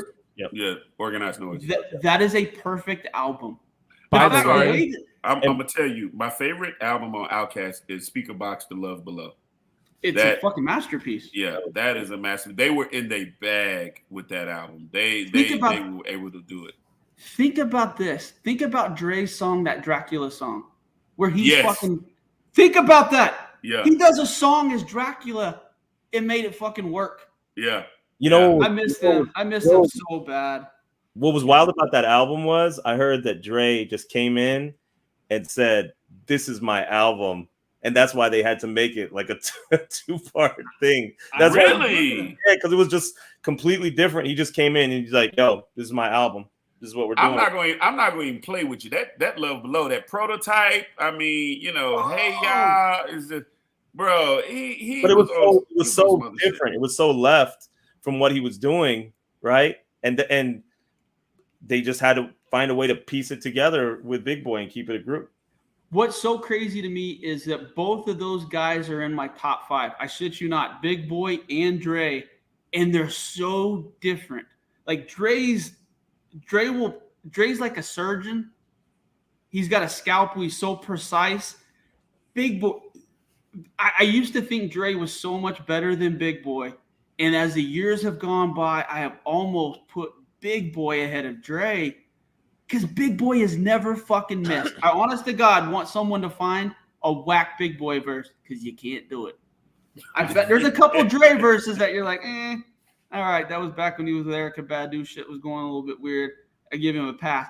But I have yet to find a fucking bad Big Boy feature, verse, or anything. Everybody got turned out by Erykah Badu and went completely artistic. Listen, you know what sucks is the greatest hip hop album that we got fucked out of is Erykah Badu fucked us out of it was the Jay Electronica album that was supposed to be on Rockefeller. Yeah, Jay Electronica is the best rapper that nobody knows about. He's so fucking talented. Well, listen, when a bitch starts selling pussy in candles and it sells out, I'm just gonna let you know. Hey! They don't need it. They could sell farts and it'll sell out, brother. All right. Let's get into, before we end the show, you guys. We're going to do a quick rundown on some of the craziness that happened at Heritage over this last week. I mean, there was some crazy sales that were going on at Heritage, and I'm just gonna hit a few of them before we call it a night. Let me do this. Hold on here. There we go. And by the way, Bun B is extremely overrated. I mean, underrated. I think Bun B is a top 5 rapper. I agree on that. Yeah, Bun is cool. All right. All-Star Comics. What is that? Number 8, right? Sold for $1.62 million. Jesus. Is it flexing if I say I own all 3 of these books? Yes. Okay. And that's okay though. Okay. It's okay. That's okay. What grade do you have on the All-Star 8, Trey? I have a 1.8. 1.8. What do you think that does to the value? I mean, is it this book, in my opinion, has been super undervalued with all the other big DC keys, and it's nice to see it finally getting some love now. Doctor, you know what's funny is Doc Joe asked me that exact question last week. He was like, "Why do you think that All-Star Comics 8 is undervalued in the DC Holy Trinity of first appearances?" And it's because she's not on the cover at all. That's it. It's very simple answer. I mean, if she would have been in one of those windows or anywhere, that book would have 3 times the current value it does. The fact that it's a very small story and she wasn't even meant to be a big one, that's the reason. And it's still undervalued. Like I said, it's obviously out of the price range for a majority of the people, and including myself now. I paid $10,000 for my copy of Raw, during the CBSI days. So, golly, those are so good. I love that Del Auto 667. Yeah. There's somebody in the chat I know that's got a couple of those. Listen, if you got one, get at me. I'm trying to do it. I've been looking for that book for a very long time. My birthday was last week. So if anybody want to send it to me, my birthday was last week. The person that has them is literally, he will not sell a book, and that's what I love about him. Won't sell. Like, wow. You can walk up to him with a briefcase of cash, and he's gonna say no. Always has. Like, Jesus I tried and tried and nope. And I like that. I like the fact that a guy knows what he has and doesn't want to fucking sell it. Absolutely. There's a second sale of over $40K for that Ultimate Fallout 4, right? That's right. That's a second sale. Yep. In the last 2 weeks, that's the second one over 40,000. So when did Heritage blow up the way that? Heritage was around back in the day, and people used it. But when did Heritage make this giant jump as like the 4? I mean, it seems like that. The auctions from sports cards on Heritage and anything make a lot more news and more people have eyes on it. What do you think is the reason for that? They're doing a better job of advertising their service, or just more people using it? Yes. Yeah. They're also kind of they were already established auction house, right, when this all hit. Yep. Golden kind of took a little bit of time to establish, right? He wasn't getting as much love at the beginning of the pandemic that he is now. He had to kind of get into this whole other than cards type thing to become an established auction house. Once he started adding comics and all the crazy stuff, then he became more established and he's getting these big numbers. But Heritage was already established. So that Ken Golden dude, the dude who was opening 86 Fleer with fucking Drake, owns Heritage. Yes. No, he owns Golden Auctions. Golden. Okay. Yeah. Okay. I think it's also like an inventory thing. I mean, Heritage has a ton of great books. They have a ton of art, video games. I mean, I watch Heritage every week, like all these different things. I bought my wife a watch off Heritage 2 weeks for her 40th. Yeah, I bought it off. Vinny's finding fucking deals. He ain't fucking around, boys. Yeah. She said she wanted a nice watch. I was like, I'm gonna find you one. Give me a second. Here's some more. Vinny, you brought up this Brave and the Bold starting to get a little bit more love now, which is nice. It's nice to see. 13 Titans. Yep. And this book, by the way, guys, Raw, for the last few years has just been sitting on eBay for $50 to $150. I mean, I bought a couple over and over again, just being listed within that price range. It's crazy. I bought a couple of those to make fun of John Z and Beast Boy, and then I found out Beast Boy wasn't even in that. Yeah. Is that Turtles a first print? Yes. Yeah. That seems a little undervalued. I think that's the highest sale so far. For 9.8. So yeah. I believe so. Yeah, I figure like that, a book like that, 9.8, with it being oversized and the whole story behind it. Yeah, It's a hard book to press. I promise Yeah. you that. Um, I pressed about 4 of them, including my own, and that's the only book that I hated pressing. It I had an would press extra that book. staple. I believe if that's the book, I think it has 4 staples in the spine. And most comics have 3, one at the top, one at the middle. So the pressure, when you pressed it, everything was a little bit more homogeneous towards the middle. With that extra staple, it was a son of a bitch. Well, Wow. Did I ever tell you the story about how I got mine? you have a Turtles? Yeah. Wow. I got a 6.5, and the story of how I got it is fucking great. Oh, look at Vinny. Vinny just bust one out. just had to I was sitting at work, and I get a text from Doc Joe. He's like, "Hey, are you at work?" I said, "Yeah." He goes, "Hey, run by Half Price Books." He goes, "They got a Ninja Turtles #1." He goes, "and I'm not sure if it's a first print or whatever." He goes, "Go check it out." So I go up there and, look at it, and it looks like a first print. I actually call Steve Barak. He walks me through what I need to look through, the whole 9 yards. Took about 2 minutes. Determined that it was real. And then they had 1, 2, 3, and 4. And they wanted, I think it was $275 for all 4 of them. Oh my god. Oh my god. I bought all 4 of them when they were all first prints, and the #1 came back a 6.5. But I still to this day owe Doc Joe. Every time I see him, I grab him on his butt and give him a kiss and say thanks for that, because that's what he said. I go, "Why didn't you buy him?" He was like, "Man," I know about the fakes and everything else. He's like, "I just didn't really kind of want to deal with it at the time." But yeah, thanks to Doc Joe, I got a first print Turtles 1. That is crazy. Wow. And I have a 2, 3, and 4 that I didn't get graded that are in better shape. So with everything going on, I probably need to get that 2 graded. Yes, sir. You definitely should. I mean, no matter what grade, no matter what print, honestly, of the, like, if you have a second or third print of Turtles, I mean, all those are blowing up. Hey, Brian, I got one more thing before we get out of here, if you're cool with that. Yeah. Well, let me just show you guys this real quick before we get into that, because the art that was at this sale was bonkers. I don't know if you guys saw some of the art that was there. This is just a few pieces that I want to talk about. Like this double page spread of McFarlane from that. Ooh. Yeah. Just look at that. Look at that inking. I love it, bro. I love that shit. So that sold for $204,000. Double page spread. There was another double page spread from that same exact run that sold for $84,000. Mm-hmm. This is the from Spider-Man 16, page 2 and 3. Same exact book, too, right? Yeah. Fucking crazy, man. Look how beautiful that is. Yeah, I mean, all of our, I guess, heroes from that era. I mean, their art is insane now. Look, Jim Lee. And then this was another. Speaking of Jim Lee, look at what sold. Ooh, $504,000. Is that from 609? Yeah. Yep. That is fucking beautiful, you guys. Dude, that has. I mean, that's got the bet. Got Tim Drake. I'd take him out, but a Damien fan at heart. That's beautiful. Damien gets introduced later on in this arc, I believe. Beautiful, man. So, all right, I brought this up with Vinny earlier, and I'm really curious.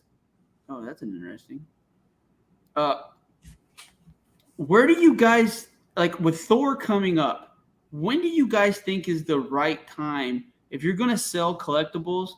Like, how many days before a movie, or weeks before a movie, or a month before a movie is the optimum time to sell a book? And from what you guys first full trailer release, full trailer release. Okay. So I think I'm gonna sell my Gore the God Butcher stuff. Fuck yeah. Yeah, the Ribic, the one that you told us to get years ago.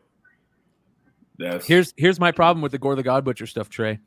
I'm 100% with you. I don't think there's any reason to keep the Gore the God Butcher stuff because they did it so different from what the comic was. Like I'm so worried about that movie because that series, that Jason Aaron series was one of the best comic book storylines in a full series, and that Gore the God Butcher storyline might be one of the greatest in the past 20 years, in my opinion. That the whole thing about Gore, the way he looked and everything, and he had a look to him that like kind of made you like kind of fall in love with him and feel sorry for him before he got all evil and shit. And then when he got all evil, he had that look still a little bit, but it got darker. And they didn't do that in the movie. I feel it's not going to hit the same as it did when the comic book hit me. But here's the thing. So many non-comic book fans are probably going to fall in love with it. I trust Christian Bale. Yeah. Name it. Christian Bale doesn't miss, though. That's the thing. So that's what I have faith in. Now, granted, he doesn't have the tentacles and some of the other shit that we obviously were maybe hoping that he would have. But Bale doesn't miss. And if you read some of the early reviews, they're saying that Christian Bale, this is the best Marvel villain since Thanos, which isn't saying a whole lot. I understand. But that's always been Marvel's problem is fucking their villains. If they could ever figure out their villain situation, they haven't, other than Thanos. No, they shouldn't. They didn't. They kill villains, and that's the problem. You shouldn't kill villains. Was it more? Is it Baron Nemo or Mordo? The one that's a cool character. Like I like the fact that it wasn't super powered and how he's kind of been in a couple different things. But he's not. I'm not going to go pay $22 to go watch the fucking Avengers fight him again. Yeah, well, he's going to be Thunderbolts. He's going to be leading that Thunderbolt team coming up here soon. Wow. I like the Yelena Belova. I think that's at the MCU. If people are going to invest money in anything, that's where you invest your money at, in my personal opinion. Yeah, I like Yelena Belova too. That book is down too. I think it was like I was looking the other day, like $25-$30. Such a great J.G. Jones covers on those too. Ooh. Yeah. Which one's the good one to get? I know that there's like a Black Widow cover and then like an Inhumans cover. Which is the Black Widow one? I don't like the Inhumans one. Is that you think that's the blue chip? Yeah, I'll pull it up here.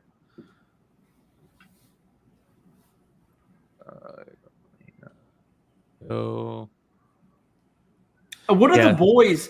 Since the season 3 of the boys, are those books are they bouncing around a little bit with the Herogasm and stuff like that? Herogasm is selling, and then the boys #1 finally started getting a little bit of a uptick.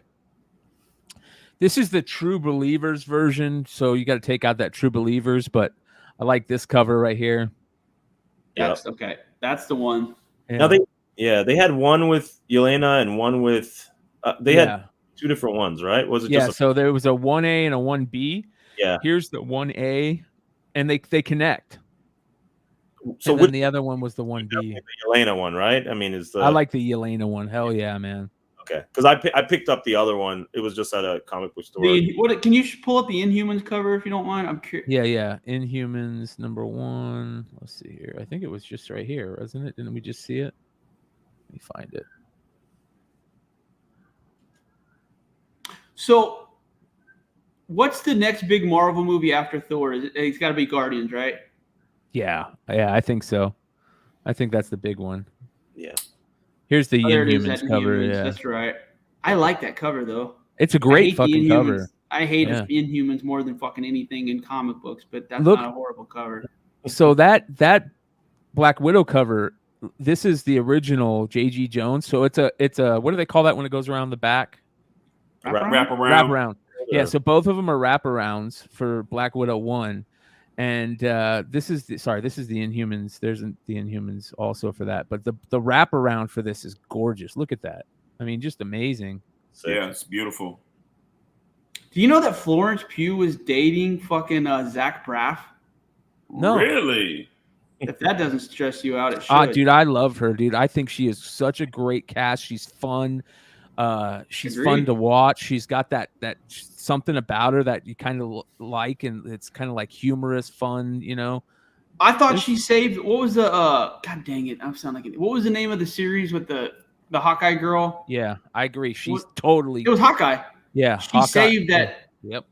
I thought that when Belova came in to try to kill her, I thought that I just really like the character. Yeah, she's good.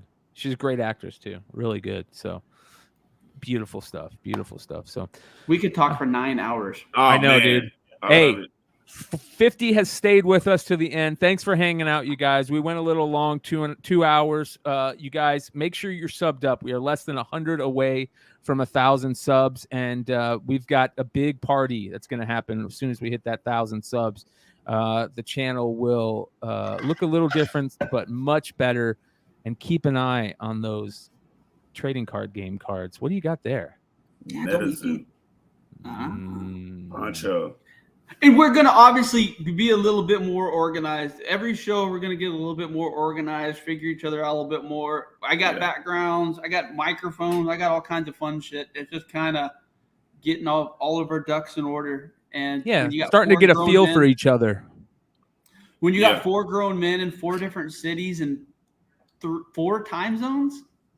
3 time zones. Marcus and I are the same. We're in the same time zone. Yeah, me and you're on the same time zone. Yeah. We'll find our groove, and like I said, leave comments about what you want us to talk about or what we need to talk more about or less of. So we ain't afraid. Yep. All right, you guys. Thanks for hanging out. Make sure to sub up. We'll see you next time. Adios. Appreciate y'all.